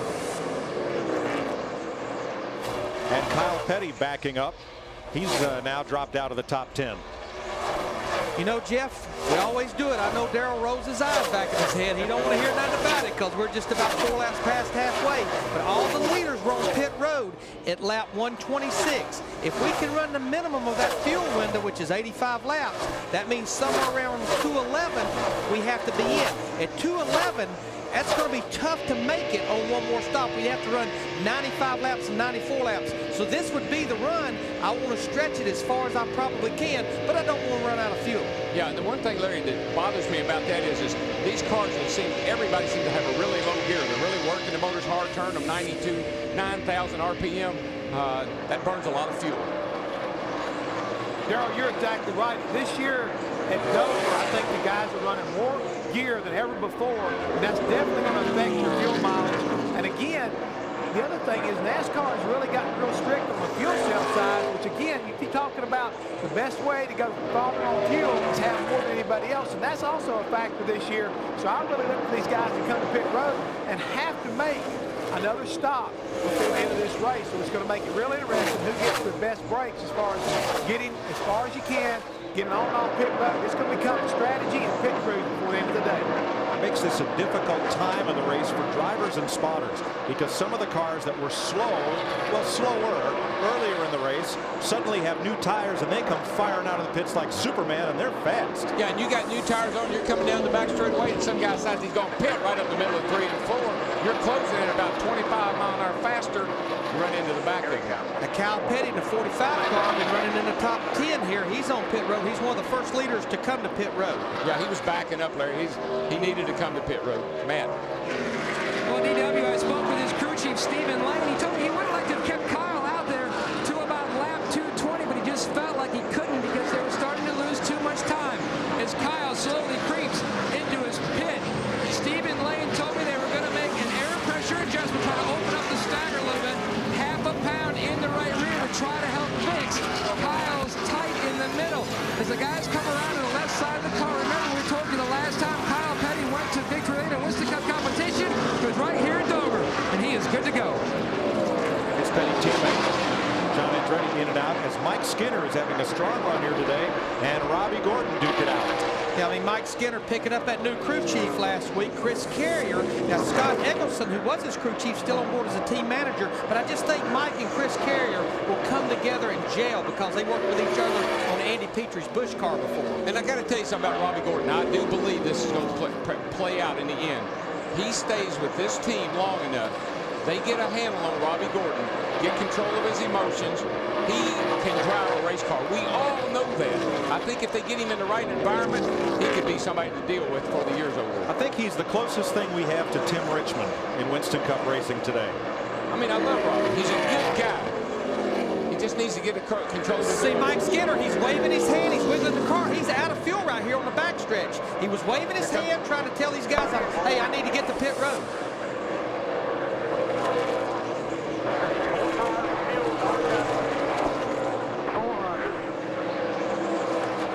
Jeremy Mayfield is in, and so is Nadeau.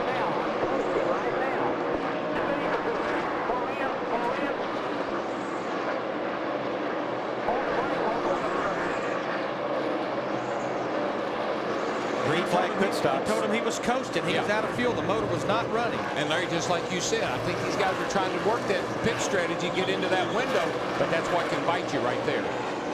And with the straightaways even being banked here, with the pickup, the fuel pickup over in the right rear corner, the fuel even runs away from the pickup on the straightaways being banked 9 degrees. One thing I noticed on Mike Skinner's car, guys, when he came in out of fuel. Oh, trouble. Kenseth in the wall between 3 and 4. No caution. And he's trying to get to pit road, but he's cut a tire down. Yeah, he'll make it to pit road. Caution is out. Caution is out. Yeah, that's a pretty good lick right there. Well, he's killed the right front.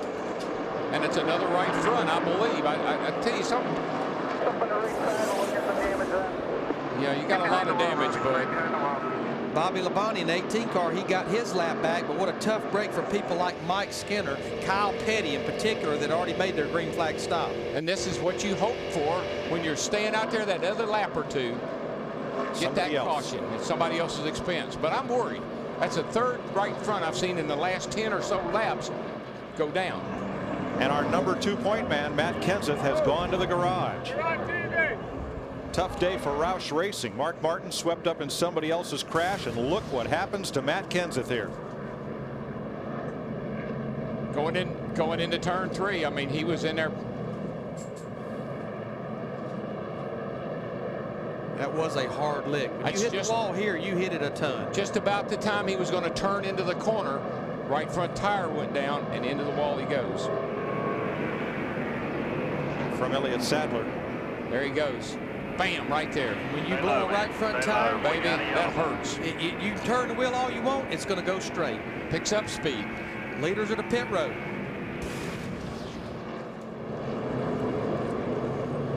Dick Berggren.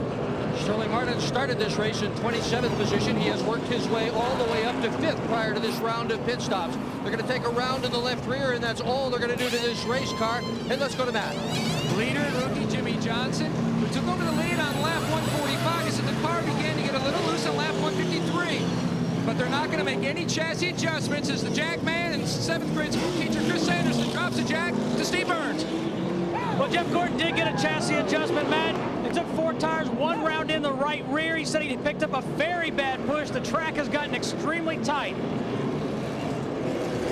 I tell you guys, the rookie driver's doing his job on pit road. That rookie pit crew, Jimmy Johnson, 48 car, they did the job as well. 55 car over there, he come in running 4th, and he killed the engine. They couldn't get it started. They had to push him out. Finally got it fired. Oh, Jimmy Johnson he's just got so much confidence. That whole team does. They can't do anything wrong. Only thing he can do wrong is, yeah, okay, you looking good, baby. If you had flames on that 48 car, tell them how fast it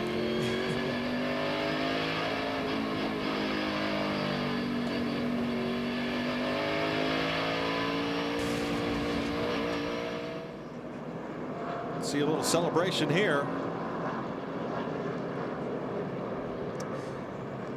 Hot, you hot. There they are. 7 guys that do the job for Jimmy Johnson on pit road every time he comes in for 4 tires and fuel.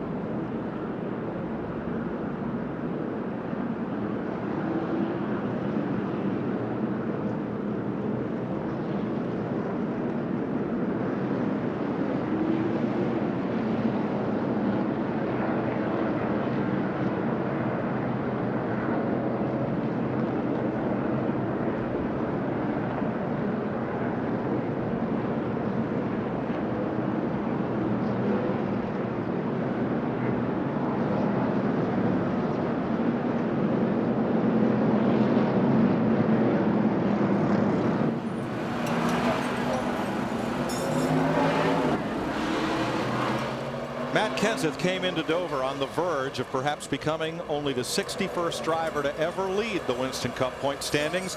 That will have to wait for another day. A lot of damage to the right front of the DeWalt Ford. Jeff Hammond. Guys, we were starting to talk this before that problem with Matt Kenseth. Mike Skinner came down pit road and was out of gas. So what they did, they got the 4 tires changed, got him full of gas, but before the car could get cranked, they actually stuck a can of ether down inside the cowl area on a pole and got the car to refire itself. If you look at coming in, you'll see it right here. There it is. And they're actually putting ether in there to help the car crank up. And got him refired and on his way. Unfortunately, the caution did put him 2 laps down, but he's got a very good car here today. Maybe he can get those 2 laps back. Matt Jokum, I think you're with Matt Kenseth. Actually, Steve, down here, we've just caught up. He's talking to Robbie Reiser. Team hard at work. Matt, what happened? We just blew right front tire. You know, it's just a product of Dover. You have that happen once in a while. I didn't think we were overly aggressive, you know, on air pressure or camber, and my car was extremely on the loose side. So I'm as surprised as anybody we blew on as loose as we were, but just a bad break. We had to come from the back. We had to run hard all day, and just bad luck. Matt, you came in here second in points. Can you get the car back on the racetrack? I don't know. I think we could get it back out, but it's a long ways to make it out there. So probably 100 laps away from getting out. So if there's not a big wreck or something like that, I don't know if we'll make it back out or not. Jimmy Johnson leads Jeff Gordon, Ricky Ruggs, Sterling Marlin, Dale Earnhardt Jr., and Dale Jarrett on the restart. Jerry Nadeau on the left of your screen tried to get a lap back from the leader, not successful. Man, there was a big gaggle of them right there down in turn 1. The 73 car is just kind of caught in the middle there, and he can't get out of people's way. And Darrell, we certainly hope it don't happen, but it happens a lot in Dover. Cautions breed caution. Yeah, watch this. Look down on that restart. The 73 car, he gets shoved up just a little bit here, and man, all of a sudden, here they come. What do I do now? What's the spotter saying when that's happening? Hold your position. Right. That's Tony Raines making his first Winston Cup start here this afternoon. About all you can tell a driver in a case like that is hold your line. And he did. He's given a good account of himself in his Winston Cup debut. Look at Jimmy Johnson on that 48 car. He's already pulled out almost a second lead here with Jeff Gordon in the 24. Of course, he's having to battle Jerry Nadeau in the 10, who right now is 3 laps down. Yeah, that 48 car don't need anything, baby. It's just out of here. Now, Bobby Hamilton was up among the front 5. Now he finds himself in 16th position. Matt, what happened? Well, Mike will check in with his crew chief, Jimmy Allen. Jimmy, what happened? Well, we were about a lap away from pitting anyway, and the caution come out and right around here with the banking on the straightaway like it is. The fuel run away from the pickup and the thing run out of gas. So by the time we got to pit road, it was out of gas. And had a good pit stop, but no fuel.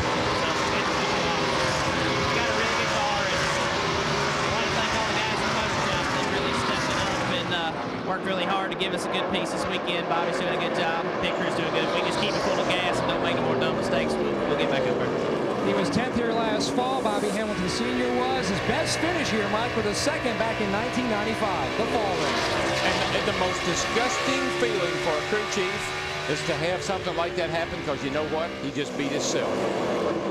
He got enough competition. But now Hamilton's got to fight his way up from the back, as so many drivers have already done today. That last shot we just saw, you saw Ward Burton in the 22 car pulling out of the garage. Matt Yoakum was telling me while we were break, running so bad, they decided to do a little mini test session. Let's go to the garage, change front springs, front shocks. Let's see if we can learn something, because we have to come back here in September. This joint will do that to you. You can be so bad here that you don't even want to go on the racetrack. You're going to have to do something to this car, or I'm parking it.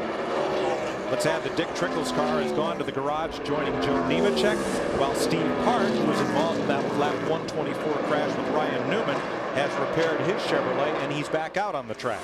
Yeah, and Ward Burton, he's not had very much luck at this racetrack. He's never even had a top 5 finish. So, again, if they can find out something today, then they can use it for the future. And see, a lot of people don't like to come here and test, because you really don't get a good test here until the rubber gets down on the racetrack.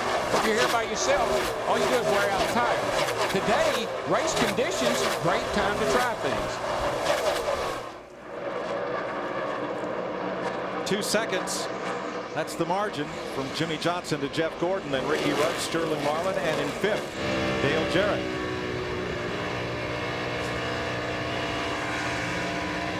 Still there, still there. Dick Berggren. Still there. Well, Jared started in 31st spot, Mike, and he has soldiers his way toward the front all day long. This morning, Garth Finley, his engineer, and Doug Gates, his engine builder, and I had conversation, and both those guys were incredibly optimistic. They said that at Charlotte for the last 2 weeks, the cars just weren't right, but they were very confident of today. And today I just talked to Todd Parrott, his crew chief, and Parrott sort of winked at me and said that they're going to make little tiny changes on it from here until the end of the race. DJ's got a chance to win this in car number 88. Yeah, Dick, he likes this race car. This is the same car that he was on both poles for last year. I tell you, a car that has crept up there racing in the top 10. Jeff Burton in that 99 car. We got a battle for second right here, though, with Ricky Rudd, the 28, Jeff Gordon in the 24, and, of course, Kyle Petty in the 45, making that scheduled green flag stop, but the caution flag bit him. He's up there trying to get back with these guys, maybe catch that caution, get one of those laps back. But I was talking about Jeff Burton. He started in 33rd. He was on the verge of going a lap down earlier. He has fought his way back to 8th position in that 99 car. He was a lap down, Larry. Yeah, he got it back when Mark crashed on the backstretch. Boy, got a heck of a battle for second. But Ricky just gets down under Jeff, but it's so hard to make that pass. Right here, coming off, Jeff's got to give him the line, got to give him some room, or all Ricky can do is back out, and Jeff beats him down the straightaway. Speaking of back, Earnhardt Jr. is backing up. Yeah, restart. He's fallen back about. He looks like he did earlier in the day. Now, just a lap or so ago. Oh my goodness. Spencer, that is, just in front of Earnhardt. That could have damaged the nose on that car, and I don't know. Maybe get a look at it, Larry, and see if it hurt it. And there's that hand. We've seen that finger before pointed out the window. Yeah. Jarrett trying it underneath Sterling Marlin. 4th place. I've had a Earnhardt do that to me many times. He just lost another position to Jeff Green, so he's back to 17th now. Car looks okay. It's just real loose. Kenny Schrader goes past. Schrader not on the lead lap. Jimmy Johnson now leads teammate Jeff Gordon by 2.3 seconds.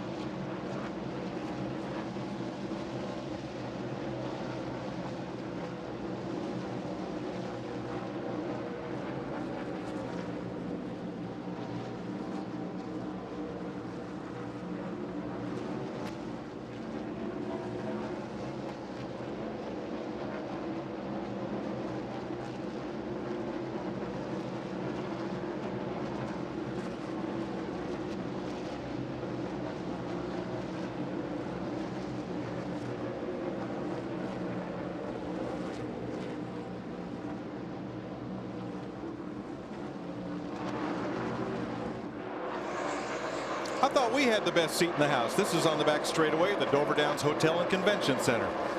And that's the Joy family there. Yep, Scott, who just turned 3, has all his race cars lined up on the windowsill, and Katie is 22 months, and they're up there with her mom, up on the top floor, having a great view of the Speedway. That's a wonderful hotel. And now that we've shown that, I'll bet we'll never be able to book that room again.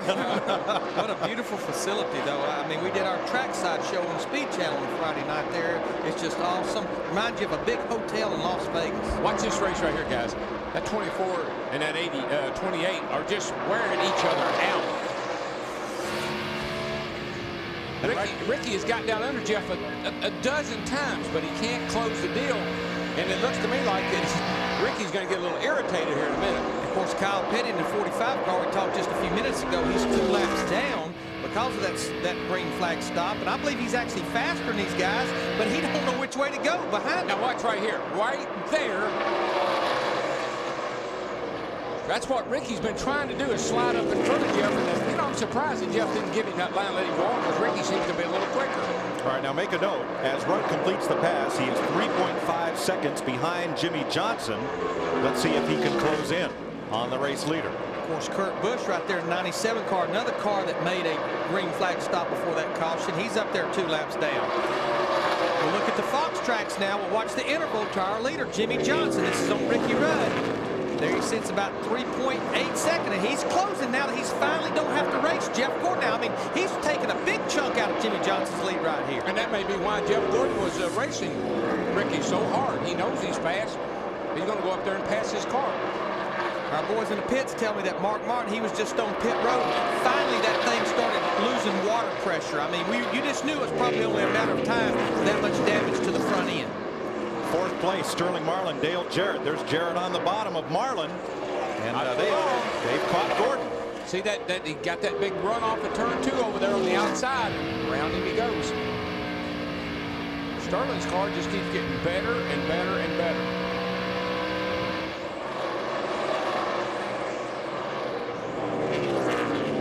Now Mike Skinner is right with that group, but he was one of those cars that pitted just before the caution and lost 2 laps in the process. And that's one thing I can say about that 40 car, Larry, and you know this, week in and week out, that is the most consistent race car on race day that's in the field.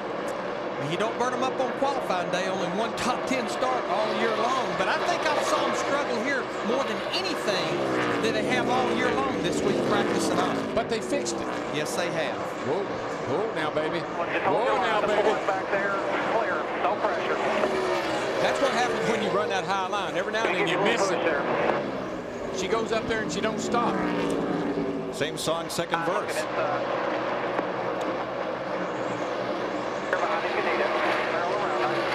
You know, Bill Elliott's made a good hit. I mean, he's hanging in there in the top. He's 5th right now. He's been in the top 5, 6 all day long. Start on the outside pole.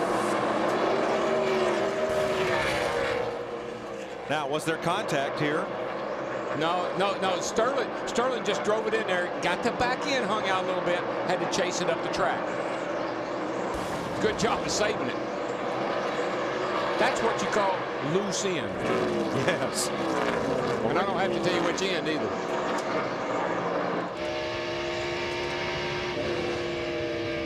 Bobby Labonte's had an up and down day, got himself lapped, now has himself back on the lead lap. Matt? Well, Mike, for the 2nd time today, Bobby Labonte was a fortunate recipient of the caution flag. After gaining a lap back when Mark Martin made contact with Steve Hart, Labonte radioed the crew and said, maybe we finally have some luck going our way. And then when he was able to gain a lap back after the latest caution, he knew it wasn't luck. It was a gift from Jimmy Johnson. He radioed in and told crew chief Jimmy Maycar, tell Jimmy Johnson thanks, and I owe him dinner, a steak dinner. The Nick Berger. Mark Martin, who led much of the early laps of this race, right now is behind pit wall. He did lose water pressure. The reason for that, the radiator cap had come off. But they've got lots of problems under the hood of this car, and they're going at it with a bunch of sawzall, trying to get the radiator pulled back. Mark will be here for a while, but he did tell the crew that the engine is okay, so they're going to try to fix things and get Mark Martin back out on the speedway, albeit many laps down. Mike? Jack Roush's first weekend back at the track. Matt Kenseth wins the pole. Mark Martin leads 77 laps. It's all kind of been downhill from there. And Greg Biffle won the race yesterday. That's right. Jack was in victory circle. Jack's probably saying, they're not going to let me come back anymore. But there you see people continue to tell Jack Roush, and it is great to see you back at the racetrack, Jack. Martin behind the wall. Kenseth has had to come from the back, as has Kurt Busch. Meanwhile, Dale Jarrett up to 3rd and on the move.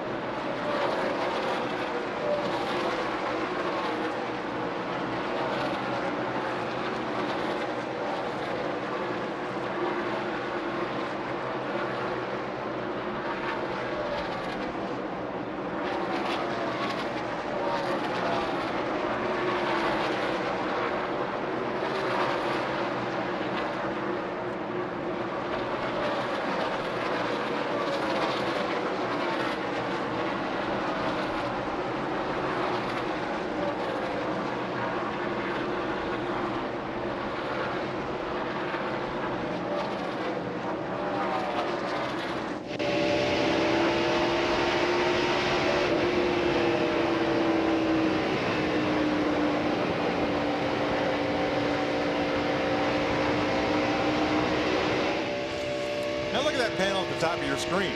The young guns are down to 1, and right behind Jimmy Johnson, there's a whole lot of experience here. That's a blazing gun in the front. That's some smoking guns behind him. You know what they say about youth and old age? No, what? Thought you knew. I'm never going to. I'm not going to throw. I'm not lead you again like that. Well, it's old. What is it? Old age and treachery. Okay, there you go. Youth and exuberance. There we go. Okay. People in our truck tell us that they're hearing that Sterling Marlin is complaining about being loose in, and you cannot be loose in. You carry so much speed getting in the corner here. If you're loose in, it throws the whole corner off. Well, we saw him loose in when he was in front of Dale Jarrett there. The back end of that thing jumped out on him. He made his tires mad. I think he had to back up a little bit, let him cool down. Marlin is now 6th, and I think he's about to be 7th. Robbie Gordon has caught him. Robbie Gordon thinks this is a piece of cake after last weekend. 1,100 miles last weekend coming to Dover. It's fun.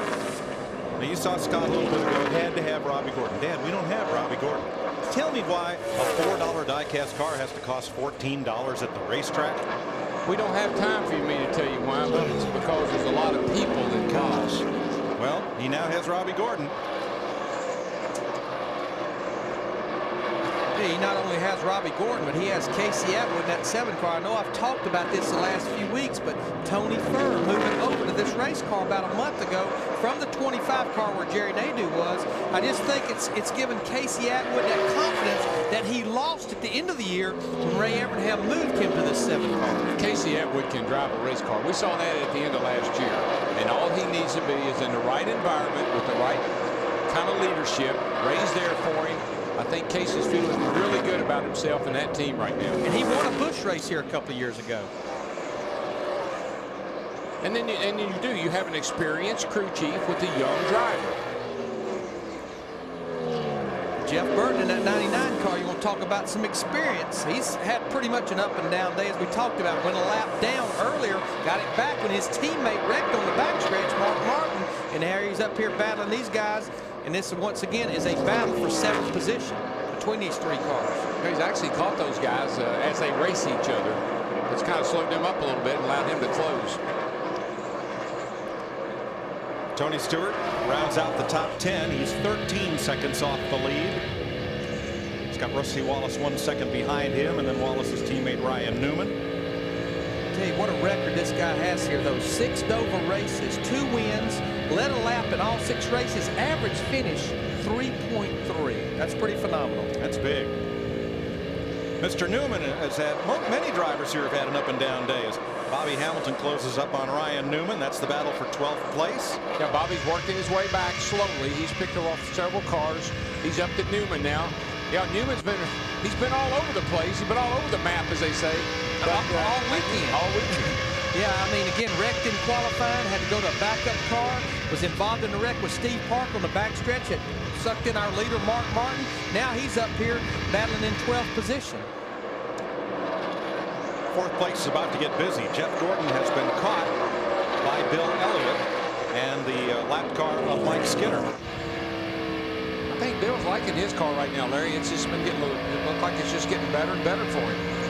It looks like what he's doing, Darrell, he jumps back to the throttle. He makes a lunge on Jeff Gordon, but it's almost like the car won't quite take it, and he has to pedal just a little bit. Back off that throttle just a little bit. That's okay, as long as you can get it wide open somewhere. Let's look at the top 5 spots in terms of experience and in terms of winning in Winston Cup. Jimmy Johnson is our leader. He has 1 win already in his rookie season, but right behind him, there's over 140 wins in those next 4 positions. That's impressive. And what? 6 Winston Cup championships as well. Jimmy Johnson continues to lead at Dover.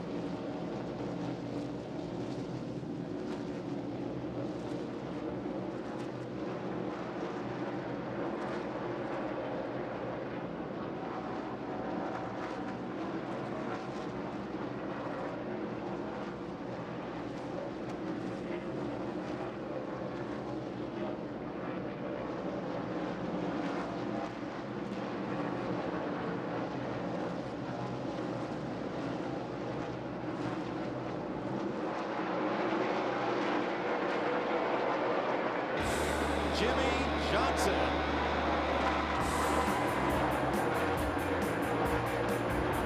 Johnson has won the first 2 segments. A total of 10 cars will be inverted for the final 20 laps. Jimmy Johnson goes all the way back to 10th. Jimmy Johnson, as he makes it back to 5th. There is Jimmy Johnson, our pole sitter. Jimmy Johnson continues to lead and has led most of the laps. The rookie dominating here in Charlotte. He's got to back up. He's got to back up the car. This is going to be costly for Jimmy Johnson. The first mistake of the day. Jimmy Johnson in that 48 car.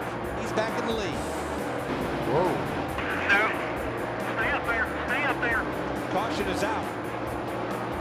Jimmy Johnson needed to back up about 1.5 feet in his pit stop. He went from about 1st to 10th. Mark Martin wins. Jimmy Johnson ends up in 7th. In the last 2 weeks, Johnson has done everything but seal the deal. In the Winston All-Star race, the fans voted him back to 10th place for the final segment. And his miscue on the final pit stop last Sunday night at Lowe's Motor Speedway perhaps kept him from winning the 600. Yeah, it's been total dominance by that 48 team, but they don't have a whole lot to show for it.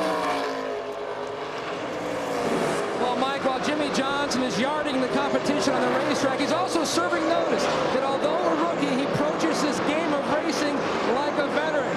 He could have and should have won the Winston. He could have and should have won the 600. He took home an actual dollar amount of $341,925. His take should have been $1.1 million. But a pep talk by Rick Hendrick. He comes to Dover and he's starting to yard the competition.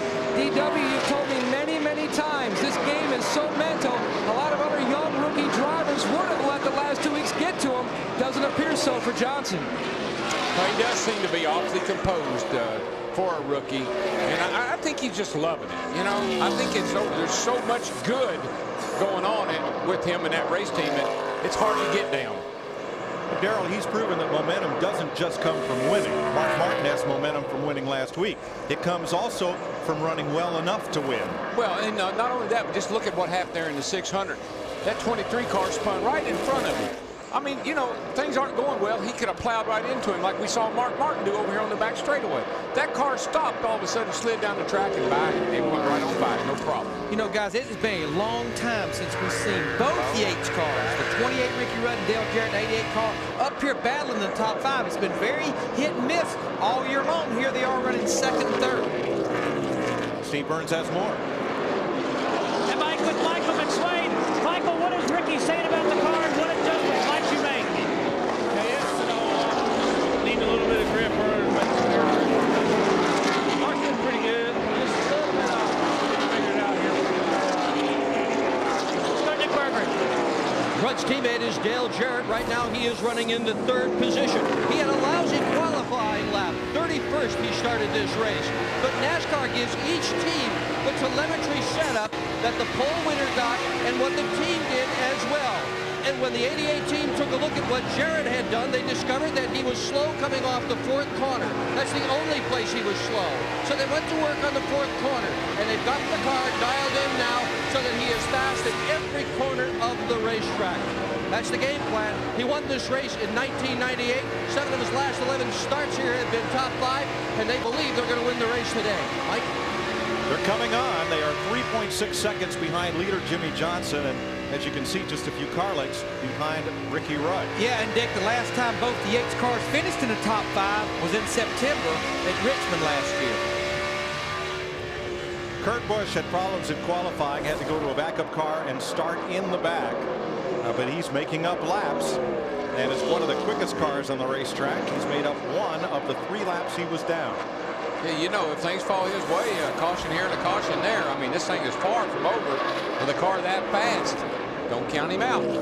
He had to make that unscheduled early stop because he cut a right front down, but he's still got a fast hot rod, and that always gives you confidence and encouraging that you might be able to get back in the race. We're about 2/3 distance. Kurt Busch 2 laps down. Long way to go, however, as he works under Ward Burton, who's been in and out of the garage. One thing about talking about the 88 was slow off turn 4. Segment times, Larry. They're so critical. You can be really good on one end of the track, really bad on the other, and the driver won't know that.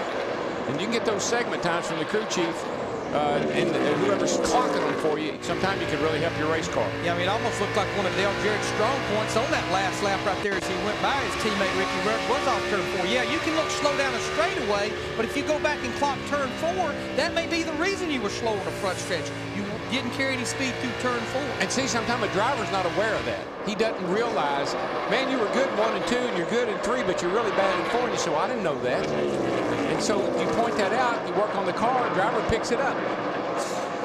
Ricky Rudd mirroring Dale Jarrett's line as now they've gone from Rudd, Jarrett second and third to Jarrett, Rudd behind Jimmy Johnson, 3.6 seconds back.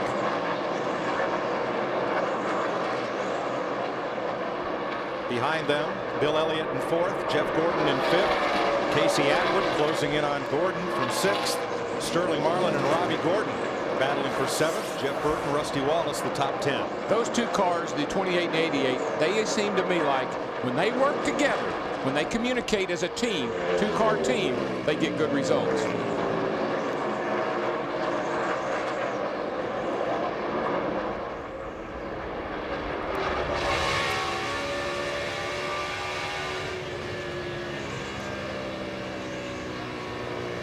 Now Rudd's gone back to running his low line as Jarrett runs the high line. Yeah, well, he'll try that. He'll say, you know, they'll say the 88's running high, and get up there and try that a lap or two, and the driver will come back and say, I don't like that. I'm going back to where I was.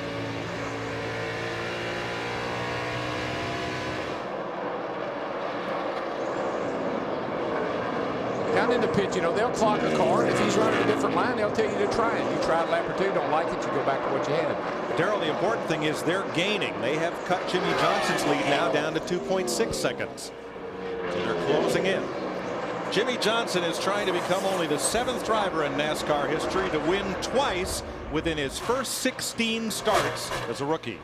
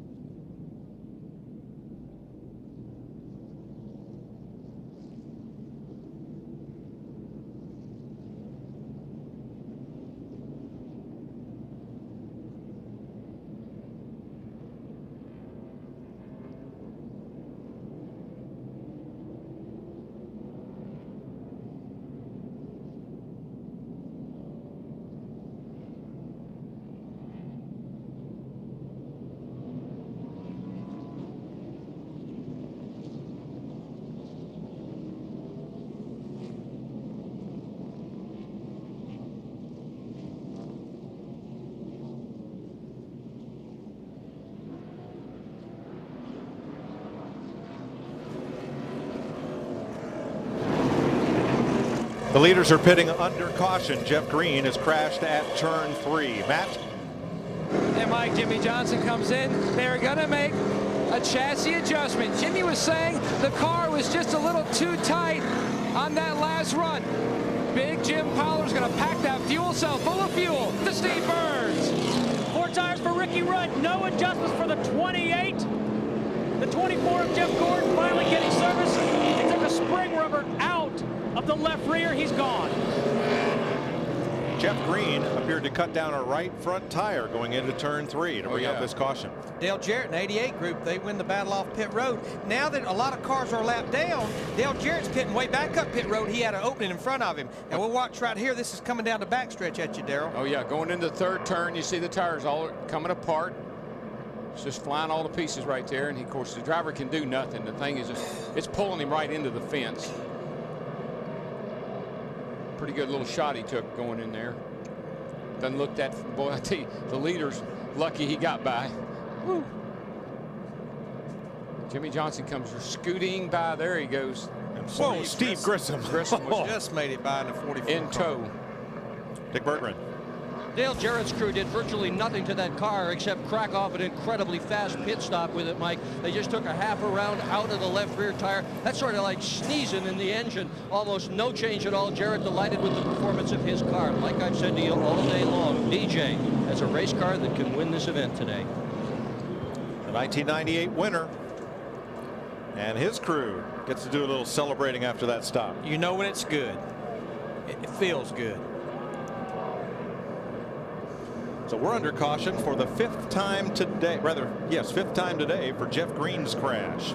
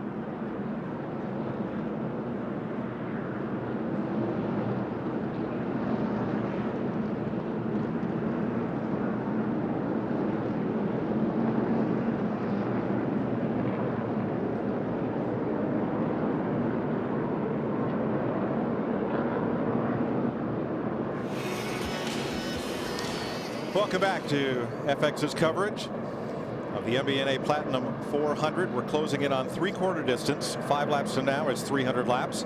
And here's our summary of pit stops under this 5th caution of the day.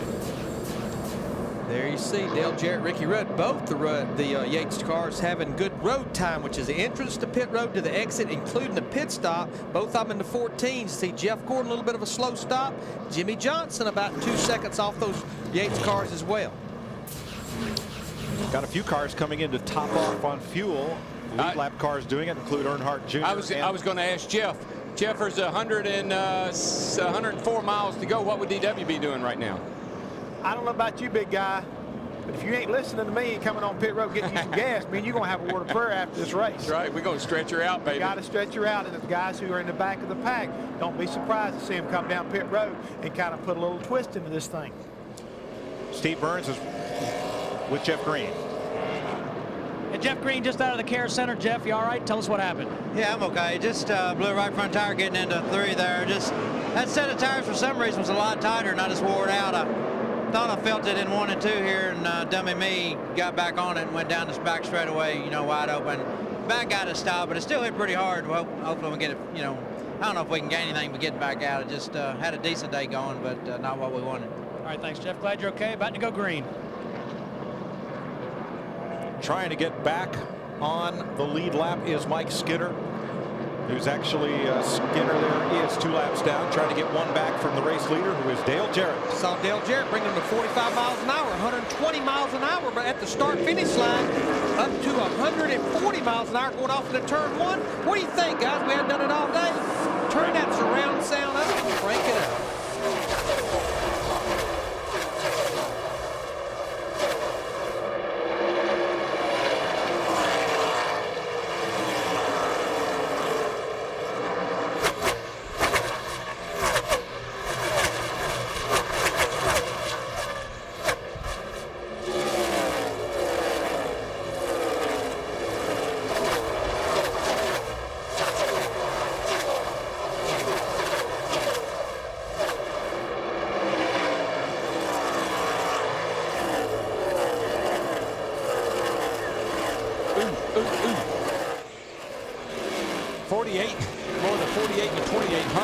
Coming off of 4 there down in front here. That was getting kind of ugly, guys. That probably sounded pretty good in your surround sound. Dale Jr. up high down in turn 1 and 2 now. He got pushed up or got loose one. I don't know what happened to him, but he went up the hill. Dale Jr. did. When that normally happens, it takes you about a half a lap or so to regroup. Plus, you pick up a bunch of debris on your tires because your tires are hot. Yeah, his car's just kind of wobbling all over the place. What happens is these tires just come out of the pits, probably got the air pressure really, really low in the tires in the car. Didn't drive very good for a lap or 2. I think that hurt Robbie Gordon on the restart. He dropped about half a dozen spots, but now he's marching his way back up through as well. I think that's usually the product of low air pressure. So a lot of cars just don't feel good for a lap or 2 when you got the air way down like you have to run it here. Saw right there, I was coming down the front stretch. Ricky Rudd in the 48 car, and then you have Bill Elliott in the 9 and Jeff Burton in the 99 right behind him. I've been very impressed with Bill Elliott today. Buddy, he's hung in there all day long. Got a pretty good old car there. He's in 4th place. Jarrett and Rudd teammates, then Johnson, the rookie, Elliott, and in the top 5, Jeff Burton for the first time today. Let's get out of Jimmy Johnson's pit. Matt. Well, Mike, Chad Canals, Jimmy Johnson's crew chief, has 3 wins here when he was part of Jeff Gordon's Rainbow Wars, but he just felt like he could never quite get a handle on this, being his 3rd start as a crew chief. But now we're going to talk about fuel mileage. That caution did not come when you wanted it to, Chad. What's the fuel mileage strategy look like now? As always, we just can't do it. You know, we don't do real good fuel mileage. The setups that we put underneath the car are pretty aggressive. Jimmy's a pretty aggressive driver. The Hendrick engines are capable of doing it, but unfortunately, we don't let him play the role. We're about 10 laps short, it looks like. You know, I'm sure that there's some guys that can make it. The 88 and the 28, I don't know. Elliott, he's always really good at fuel mileage, so we'll just have to wait and see. Hopefully, we get a caution. Everybody will have to pit. We can race for the win. There is a slight concern that it could possibly be a little bit of damage to the right front on Jimmy Johnson's car. His spotter is going to check it out. They did go 3 wide there right after the restart. I tell you, Matt, my driver buddy, DW, has taught me never to say nobody can make it. Yeah, right. With the restart the race on lap 297, that's 103 laps, 103 miles. That's a long way to go here when most people are telling me their fuel window was 85 to 90 laps, especially with the restraints they're putting on the fuel cells now. These fuel cells are struggling to hold 22 gallons now. Side by side for 2nd. Ricky Rudd. How about his mileage, Steve? Well, it's going to be interesting, Mike. I just talked to Norman Koshimizu, and we have caution on the track. We'll finish that story in just a second. For the 6 car, talked to Norman Koshimizu, and he said if Ricky Rudd can save me half a gallon, I can make it 103 laps. so this caution may help. Norman is the gas man on that number 28. Mark Martin, who led 77 laps here early and looked like a strong bet for a win, came back on track, couldn't go much further, and cycles around slowly to pit road. Now what the real gamble will be, you know that if you're close, that these cautions, you're running very slow. It's about 2 to 1 here. 2 caution laps is 1 green lap. But if you don't think you can make it, you need to come to pit road and top off now. So why didn't anybody come? Well, because the pit road is not open yet. Well, pit road's not open yet. It's still Pit road is closed. still closed. Guess what else it's time for that we haven't done today? Oh, no. Oh, boy. I thought we might make it through the day without that. Pep Boys Trivia. One driver has won here 7 times in 5 different makes of cars. Oh, man. Who is it and what were they? Oh, wow. You want us to name the cars? I'll help you out. I'd have a better chance of doing that. It's Richard Petty. He's won 7 races here. What 5 different car makes did he win in? Well, a Pontiac, a Chevrolet, A Chrysler. a Dodge, a Plymouth. And he and won a the Ford. first ever race here at a Ford. That's right. Give it to DW. Yes.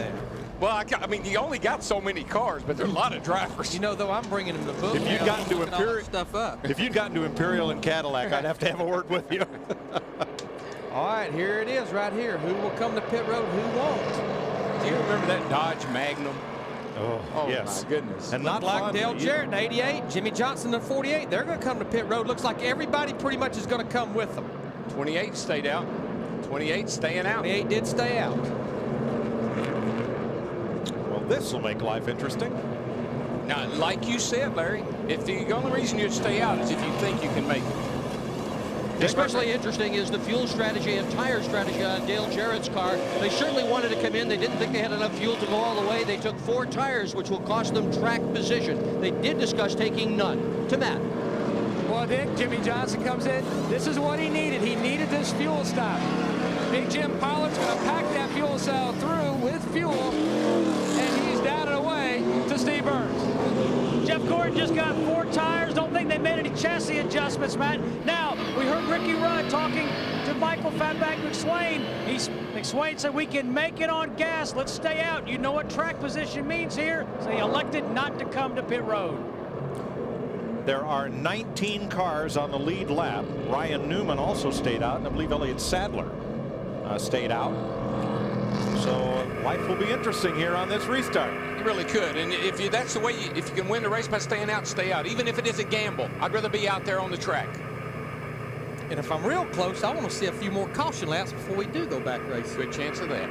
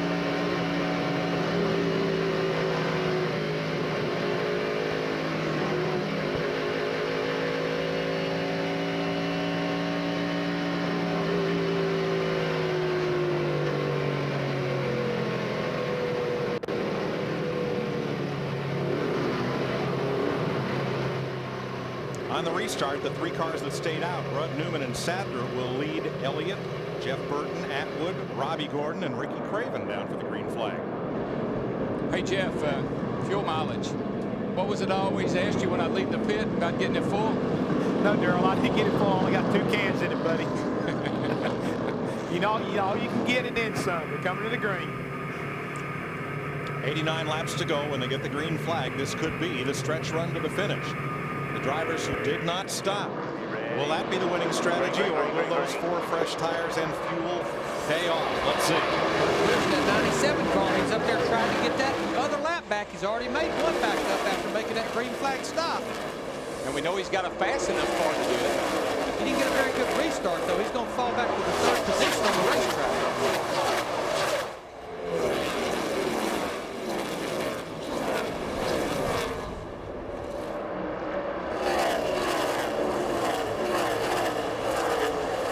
Newman up there, guys, running in 2nd place.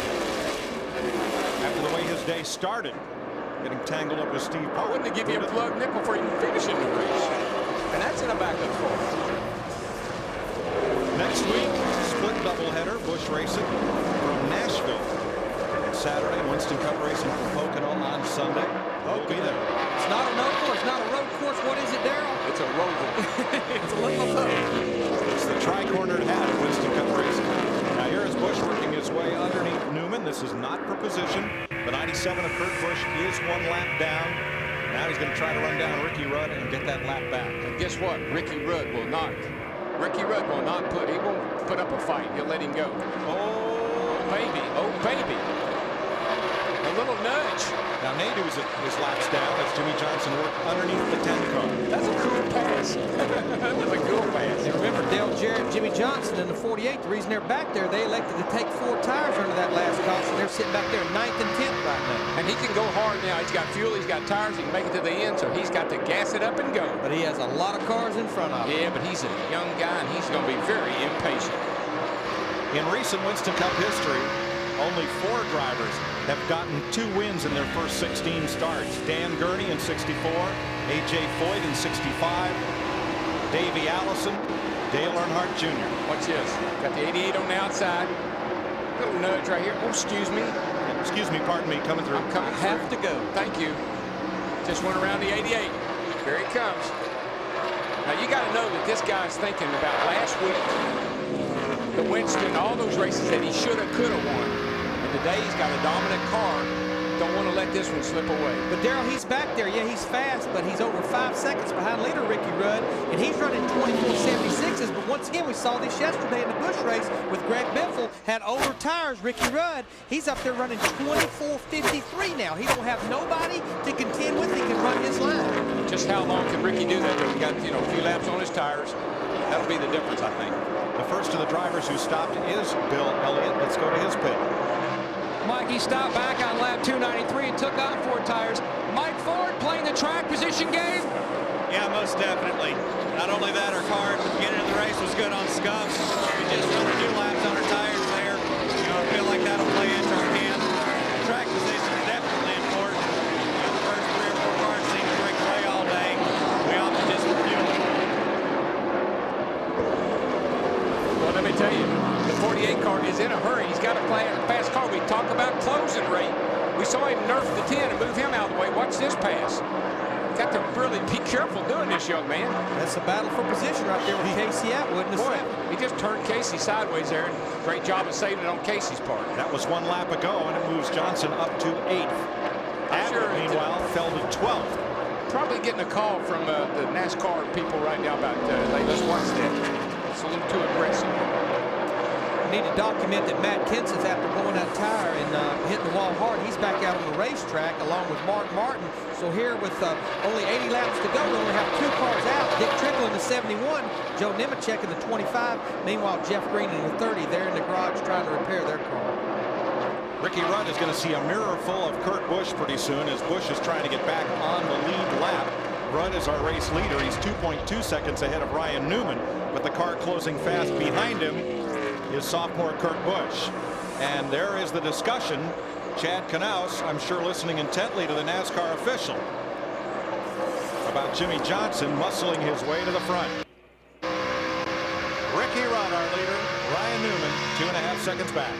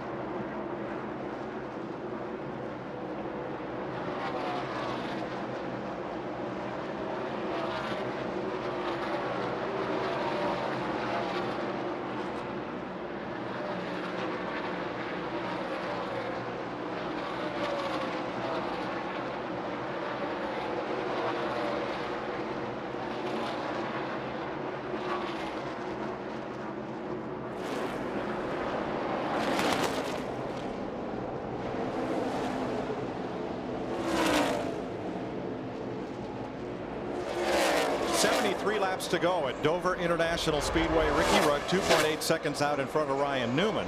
Bill Elliott another 0.7 of a second back.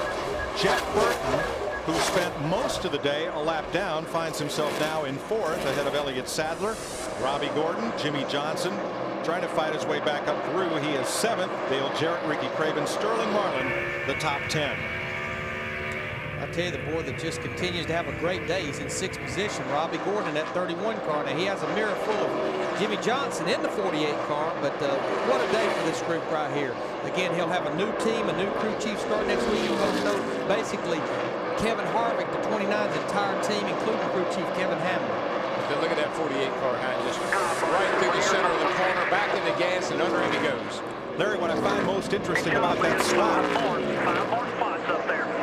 is they're not changing just crews, they're changing all the cars too. Changing everything. Each crew chief wanted to keep their own set of cars. And I said this to Larry, and I'm just kind of kidding, but it's a fact. They have lost so many race cars since Talladega that I don't think it's going to make all that. They're building new cars every day up there. You see on the Fox tracks now here, we're going to look at the intervals here, about 6.25 seconds. He has a fast car. He's catching Elliott Sadler here in the 21 car, and that just cost him so much time. He just can't get in clean racetrack.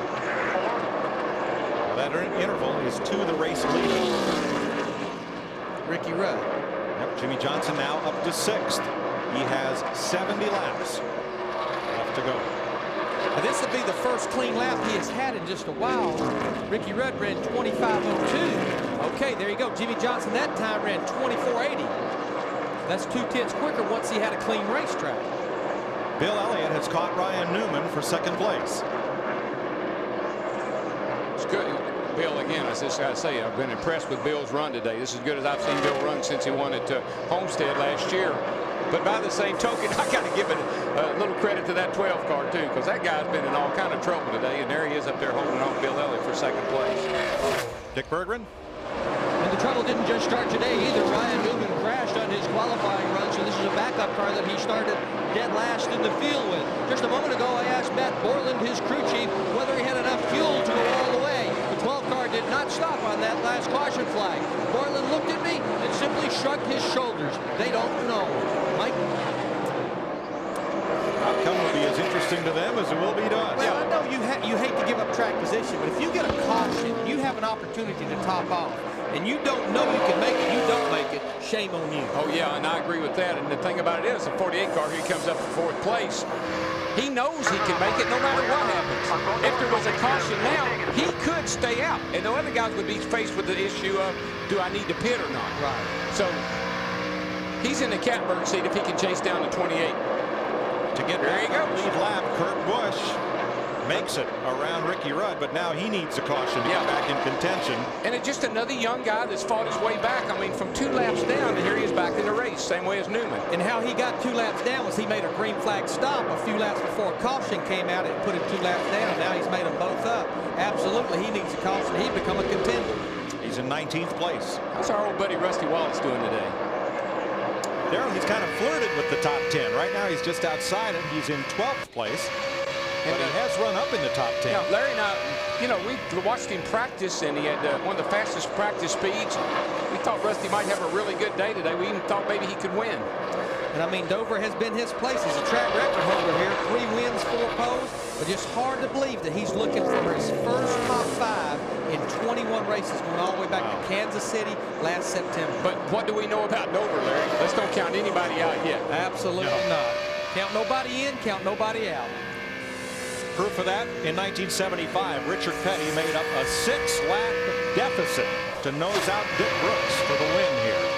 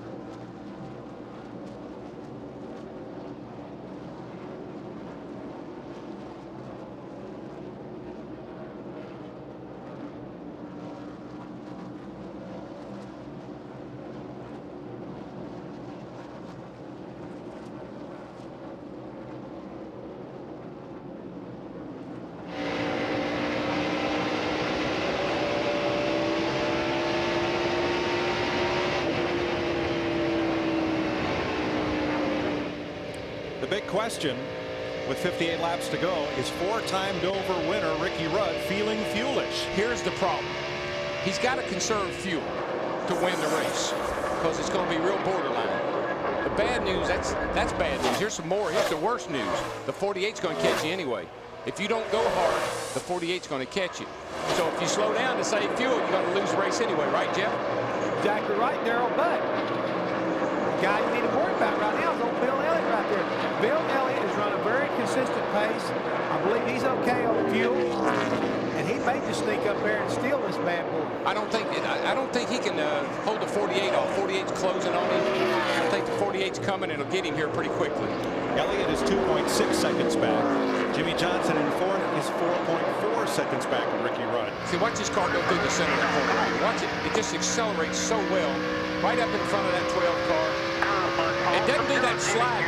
He's driving it off that corner. It doesn't slide up in front of the car on the outside. He just drives up in front of the car on the outside. That's hard to do here. Even battling Ryan Newman side by side for fourth. Jimmy Johnson picked up 2/10 of that lap on Ricky Rudd. Yeah, he's definitely reeling Ricky in. Now he's down to 4.3 seconds behind him. And just remember now, Jimmy Johnson pitted on lap 307, 4 tires full of fuel. We know he can go the distance. Yeah, the other thing is his tires. I mean, Jimmy's going to have a little bit better tires as well. So Rudd is sitting there. He's kind of put himself in a box. He can't go as hard as he needs to. He'll run out of fuel. His tires are a little lower than Jimmy Johnson, and Jimmy Johnson is coming. Steve Burns is in the leader's pit. Mike, we've been listening to Michael McSwain talk to Ricky Rudd, and they're saying, be easy on that throttle. I went back to Norman Koshimizu, the gas man, and said, can you make it? He just kind of shrugged his shoulders and laughed, so it's going to be close. And just to document where they're at, there's Norman Koshimizu. He's been gassing that car for a number of years. He's been around for a long, long time. Goes back to some of the Diegard days. He was racing when I started. But Ricky Rudd pitted on lap 292. That's 108 laps or miles to go. A lot of teams told me their fuel window was around 90 laps. Now, we've ran 10 cautions since Ricky was on pit road. Using the 2-to-1 ratio, that's like buying him 5 laps. That's still over 100 miles that he's going to need to run. He would not stay out there if he didn't think he could make it. We know that. He had an opportunity to top the car up. So they would not have stayed if they didn't think they could make it. Jeff Gordon underneath Elliott Sadler. This is for 8th place. Clear, all clear. These cars are 9.5 seconds behind Ricky Rudd. And Darrell, how you save fuel here is you roll out of the throttle a little early, let the car roll a little longer, pick it up a little later. That's easy to do when you're by yourself. Very hard to do when you're working a lot of lap traffic, as Ricky Rudd's doing right now. Have you ever tested to find out just how much that saves? Oh, I have. Man, listen, this saving fuel is a science. It doesn't just happen. It has to happen on Saturday afternoon going into the race. Squirters in the carburetor, throttle leakage. So many things go into getting good fuel mileage. It's not about having a big gas tank. It's not about how that guy drives the car so much as it is the tuner on the engine. Just look at our Fox tracks right here. Now, this is the interval to Ricky Rudd, our leader, the 28 car, 2.8 seconds. This is coming down the front stretch here. You can see it's shrinking just a little bit. Not a lot, but look right here. Jimmy Johnson in the 48, he's having to work lap traffic. When he's out in clean racetrack, he chops a bunch off that about 1/10 of a lap. Mike, it's all, but it is all those things combined. But that tuner makes the biggest difference. He's the guy they turn to and say, can we make it? Not the crew chief. See right there, Jimmy Johnson, one more car, he'll be in clear racetrack. Ricky Rudd starting to catch a big pack of cars. And that car is the 2nd place car, Bill Elliott. I don't think Bill will put up much of a fight. He knows Jimmy's faster than he is. He's going to pull down and let him go right on by. Bill's trying to save fuel as well. He can't gamble on racing him. 2nd and 3rd right here. 2.5 seconds behind leader Ricky Rudd with 47 laps to go. It's going to be close on fuel here at Dover.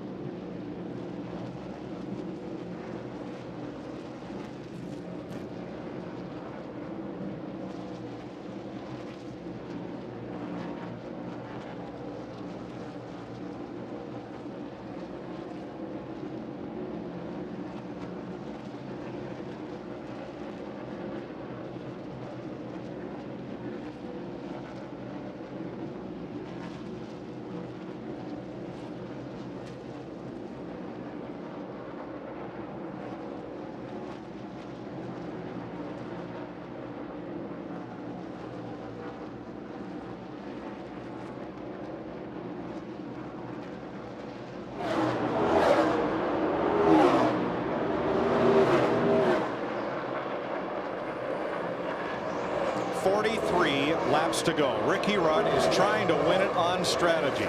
Jimmy Johnson is trying to win it by whipping the fastest car here into a froth. Will Rudd have enough fuel to make it? We know Johnson does. I mean, that's a great call on the 28's car part. If they finish the race, don't run out of fuel. The worst they can probably do is run second, because Johnson has closed down on him in a big hurry. But nonetheless, Jimmy Johnson's in a catbird seat. I mean, right now they both were in clean racetrack. Jimmy Johnson still ran 2/10 of laps quicker. What they got to do with Jimmy Johnson is now he's caught Rudd. I mean, for all practical purposes, calm down now, take a deep breath, and don't make any mistakes. Bill Elliott is still 2.5 seconds behind Rudd, as he was when we went to break. But Elliott now the third place car. Jimmy Johnson is within 1 second of the race leader. For the Jeff Green fans, he's back in the race after that hard hit a while ago after blowing a tire. He's 68 laps down, so he's back out there trying to make some circles. Matt. Well, Mike DW was exactly right. 2 laps ago, Chad Knaus came on the radio and told Jimmy Johnson, you can see him through the windshield now, just pace yourself. Just find a nice rhythm and pace and go after him. Yeah, now that the gap has closed, he's there. He's got a better race car. You know, get up there, get around him, but also use some good common sense now and use good judgment. Jimmy Johnson has led the most laps today, and he's in position to take over second in the Winston Cup standings. 39 laps. There's our point leader, Sterling Marlin. Bobby Hamilton is going to inhale Marlin. That's for 11th place. And even on, Sterling Marlin is kind of neat the way he did it. Even though he doesn't have the best car out there today, where is he? He's probably going to end up in it. Here's the battle for the lead. It really won't be much of a battle, I don't think. I'm sure Ricky will fight him hard. I'm just impressed with the way that 48 car will come up off the bottom of the corner. Never wobble. Drive right off the corner, straight as an arrow, and away he goes. We almost missed it because he was a second back and caught him like that. I think Ricky's really having to. I think he'll fall in behind him now and try to save as much fuel as he can, but keep him in sight. Right there's where he's so strong, Darryl. You talked about it. When he gets up off that corner on that straightaway. See, this is where the old veteran, if he is probably as smart as I think Ricky Rudd is, he'll worry him to death. He'll just kind of sit there and worry him. Hey, I'm back here, old buddy. I'll let you catch me, but guess what? I ain't going away. Dick Berggren tells us that our winner from September, Dale Earnhardt Jr., he had to come to pit road. He was overheating. Not having a very good day. He's back out there 4 laps down in 31st. Now, Johnson will run away from Rudd, but Ricky may be able to get right back to him in traffic. I don't know the way that 48 car is running. They're not letting him get too far away. Right. I was anticipating Rudd would try to hang with him. Ryan Newman, Dale Jarrett. This is 5th place. Gets that run up off the outside there. Gets a good straightaway speed. Makes the pass. Just remember, a lot like Jimmy Johnson, though, Dale Jarrett in 88, he has a little fresher tires than these guys. Like Jimmy Johnson, he elected to get 4 tires under that last caution. And you see, Newman doesn't give up. He drives it right back under him. That's the thing about these young drivers. They're relentless. But they don't know how to pace themselves. They got no fresh pace. tires. This is about 7 seconds behind our leader right now.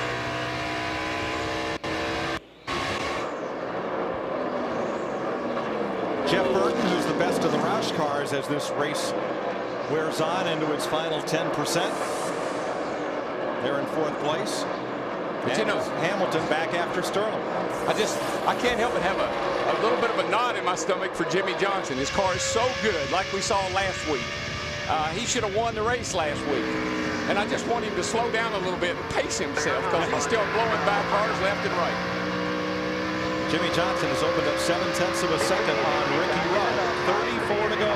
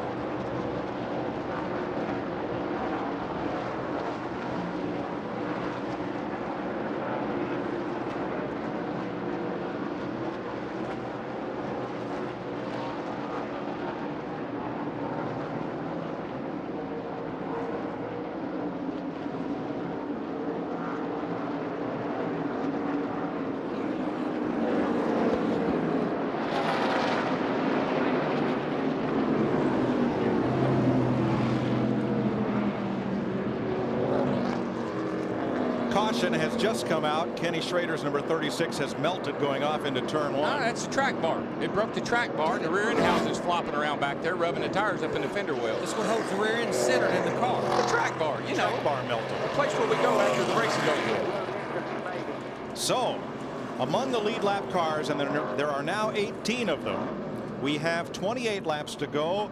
Who will stop and who will not? I think everybody will. I mean, you have 70 laps on your tires. You're going to have about 20 to 25 laps to go. I think you have to get 4 fresh tires. But how about Kurt Busch? He finally makes that other lap up. Now, he's going to be 17th, depending on how things unfold after the pit stops. Now, we won't see him come to pit road yet because pit road is closed. Remember what Jeff Green did earlier in the day? Came in the pits 20th, came out 5th, and then settled back to about 9th spot. He didn't lose all that much by not taking on those 4 tires.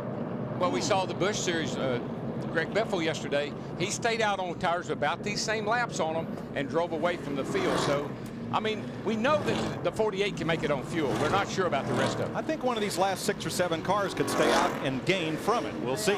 Now, Jeff, what one of the guys at the back may do, maybe try 2 tires. I think you have to at least have 2, but I think you need 4. Larry, you got to be, one thing you got to pay attention to right now coming out pit road, especially if you're the 28 and the 97 or the 24. These guys are still pitted real close together, and with Kurt Busch being at the tail end of this pack, there still may be some problems as far as getting in and out of the pit, getting blocked in, and or damages. So you got to be careful about pit road once again. Yeah, and of course, Dale Jarrett, he's going to come in 4th, and those guys have had great stops all day. Now, this happened just a few laps ago. Just as they were coming around for the caution, contact. Kurt Busch and Casey Atwood. Yeah. Atwood's felt that before. Yeah, Jimmy Johnson did that to him earlier. He's got that move down pat. Busch got the spot. They are the last 2 cars on the lead lap. Pit road is still closed because they're putting down some speedy drive from Ken Schrader. Mike, this could also be a problem if you come down pit road. It could mess you up and make you slide through your pits if there's oil on pit road. So these crew chiefs are really got to be on their game and talking to their drivers, trying to make the right call as far as pit road's concerned. Excuse me, I'm corrected. It wasn't because of oil. It was because the wrecker is going to have to push Schrader's car off of pit road, and it was in the way of some cars that would have made their stops. Here's when you hate to be the leader. If Jimmy Johnson stays out, everybody goes in. If Jimmy Johnson goes in, everybody stays out. This is one of those times when I'm glad I became a broadcaster. Now, if I'm Jimmy Johnson, I'm sure I watched that Busch race yesterday and saw Greg Biffle not stop late in the race and go on to win it. I got to think they're going to stay out. I think the 48 will stay out. I'm not sure about the rest of them.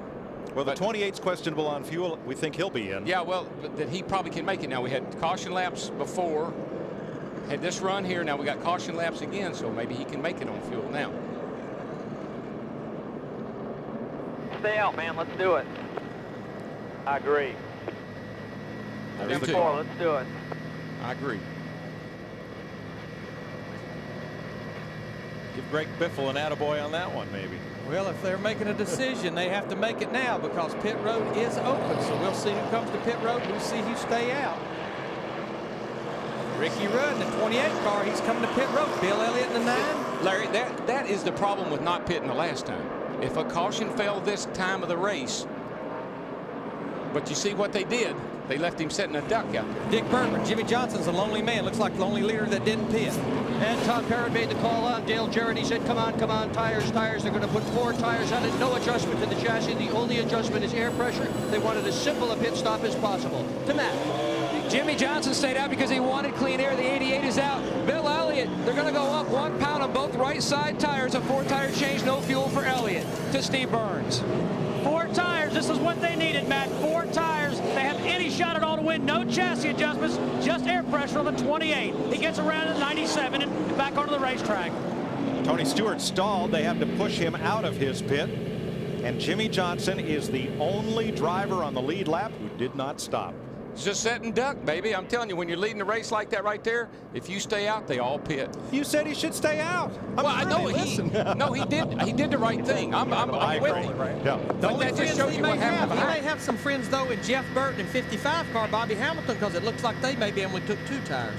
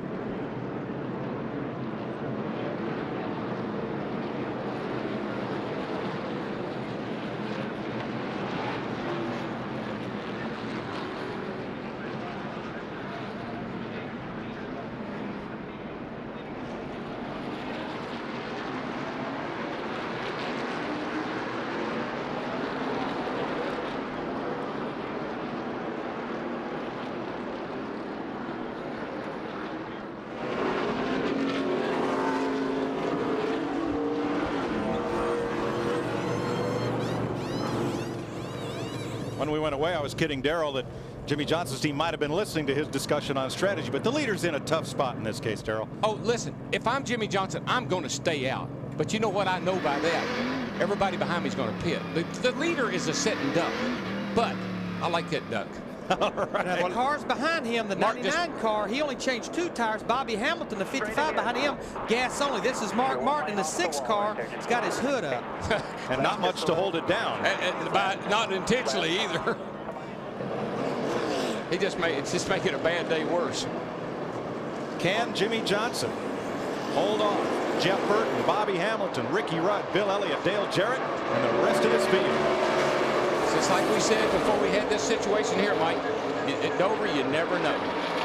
You never know who's going to win or what's going to happen. Well, shades of Greg Biffle yesterday. Here's Johnson scooting out from the field.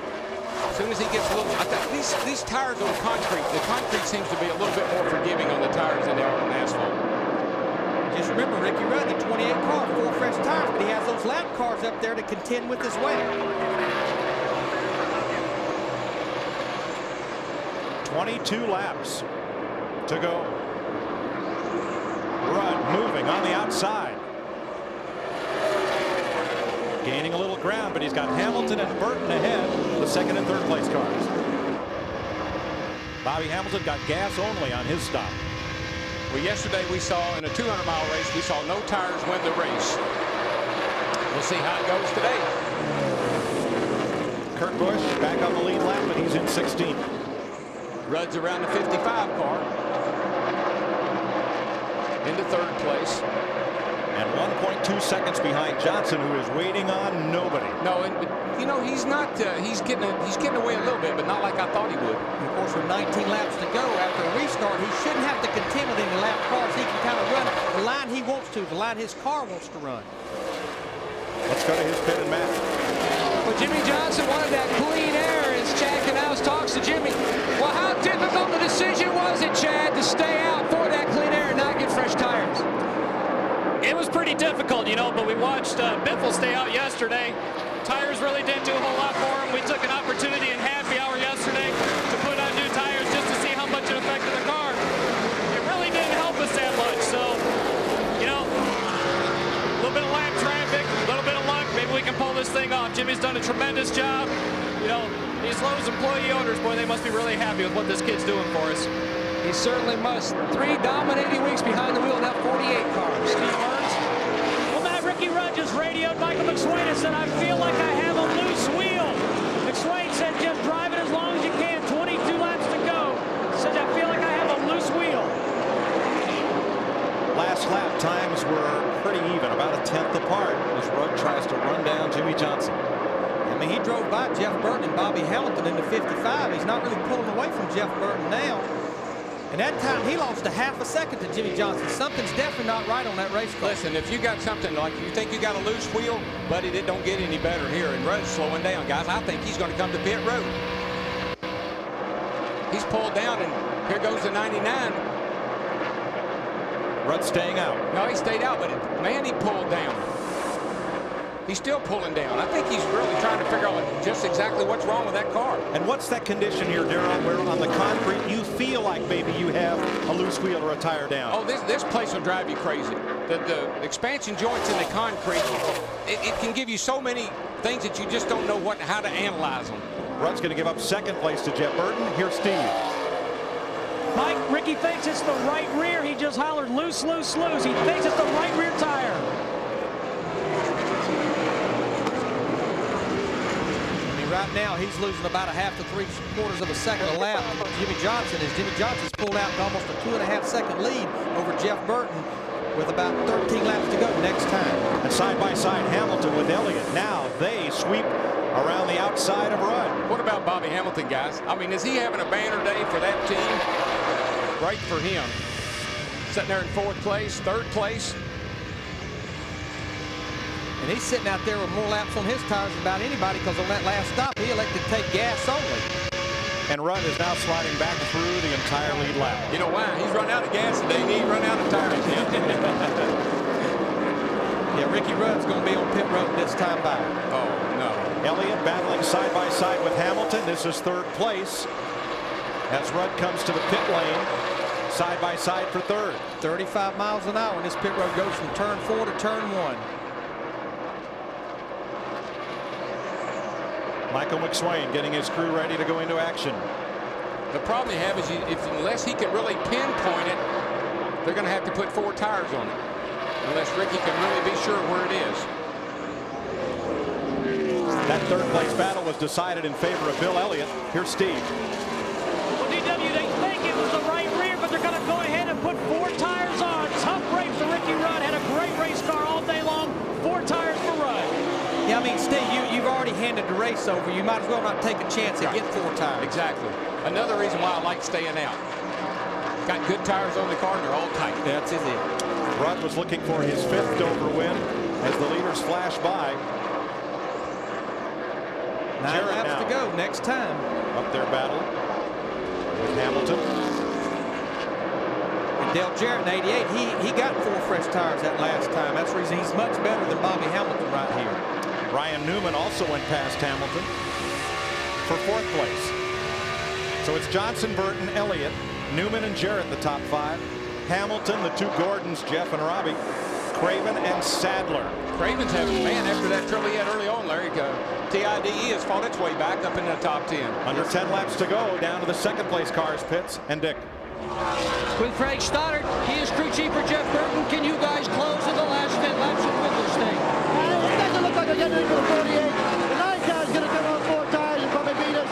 But we're going to hopefully get a top 5 finish, and that's what the Sicko team needs right now. It's been a really good run all day for us, and we just gambled on the 2 tires. It's not going to pay off. Well, it looks good for top 5, Mike, but not so good for a win. Well, Jeff Burton qualified 33rd, got a lap down early. Probably as surprised as anybody to find himself in the top 5, but they just kept after it. Meanwhile, Ricky Rudd's team frustrated. I mean, you work, you get yourself in position, and here with about less than 30 laps to go, I've been there many a time, Darrell. Yeah, and particularly the way this team has struggled this year, as early on they've had some good runs, and Ricky's done a great job, and just let one get away today. With that stop, he went from 2nd to 19th. As Jeff Gordon battles Bobby Hamilton, this is for 6th. Bobby should have probably taken a couple of tires on there that last time, Larry, because he's really, really fading here in the stretch. Yeah, he's going to have over 100 miles on his tires.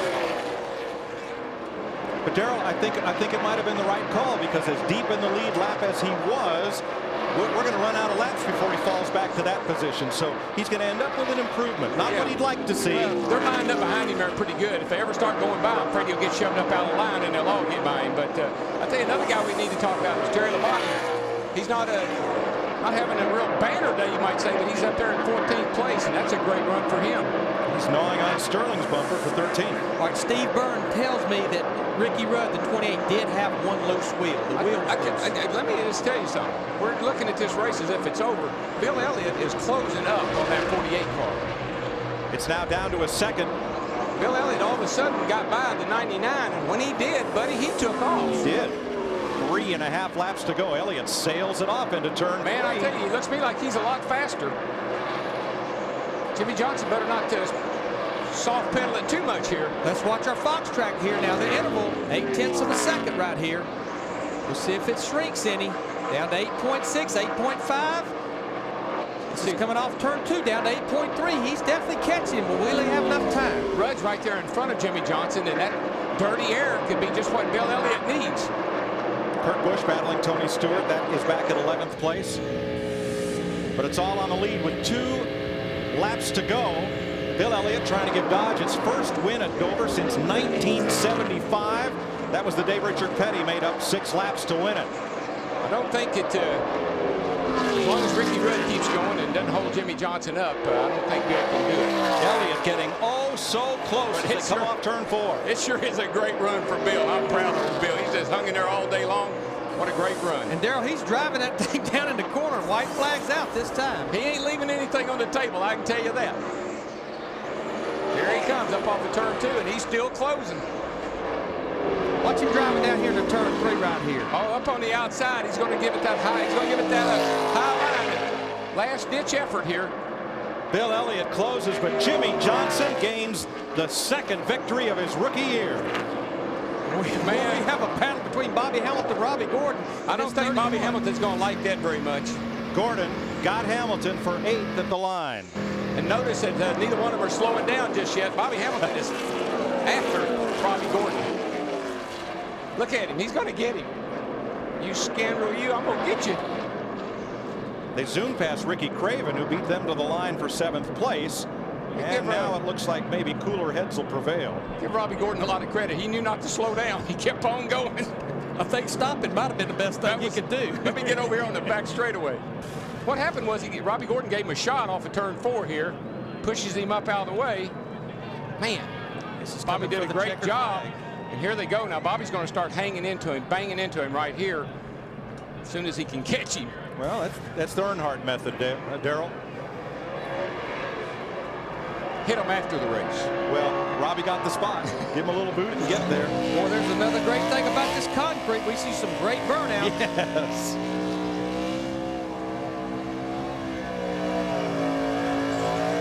Well, I tell you, I'm glad for that team. They've had a couple get away from them the last couple of weeks here. Good to see them pull it off today. Jimmy Johnson ties Dale Earnhardt Jr. and Davey Allison, picking up 2 wins in only 16 starts. Steve Burns. Mike with Chad Knaus. Now, Chad, you said this morning you didn't have much confidence in how you would run at this racetrack. How'd you pull off a victory? I'll tell you what.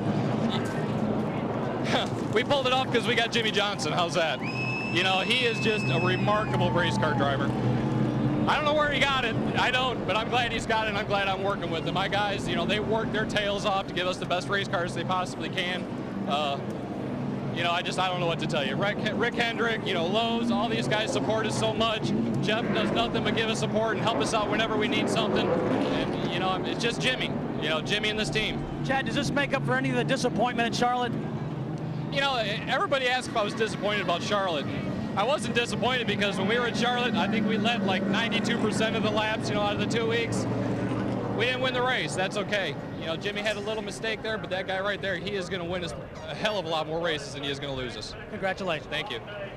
Jimmy stopped there to be congratulated by Terry Labonte's crew, another Rick Hendrick team, and now rolls on toward our MBNA winner circle. And you can see over here where we are, you can see the right side of that car. He used it when he had to. I love to have my right side all torn up, Mike. That means I was passing people. Right. If you get the left side tore up, that means you're getting passed. And for I don't know how many times at Dover, we have another race where the outcome could have been all different if we'd had 5 more laps. Oh, you can never. Dover's one of those unpredictable racetracks. I don't even know why we try to predict. Do you, Larry? Yeah, not at all. Welcome to our MBNA Platinum 400 post-race show. A lot of topsy-turvy in the top 10 all day long. Ricky Craven fought his way back. Bobby Hamilton ended up 9th after that gas-only stop. Ryan Newman fought his way back, as did Jeff Burton from a lap down. And Kurt Busch fights his way back to 12th after being 2 laps down. And a good run for Casey Atwood. Terry Labonte, you mentioned him, Darrell. Yeah, also don't skip over Elliott Sadler there in 10th place. That was a good run for him. Rusty Wallace back in 17th. Todd Bodine, who got back on the lead lap after having some trouble, finished 18th.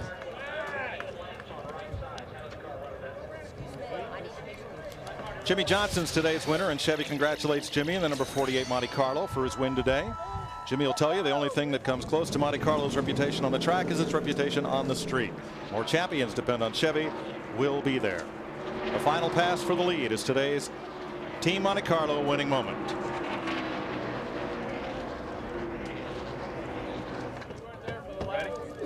Down to our MBNA winner's circle, Matt Yoakum with Jimmy Johnson.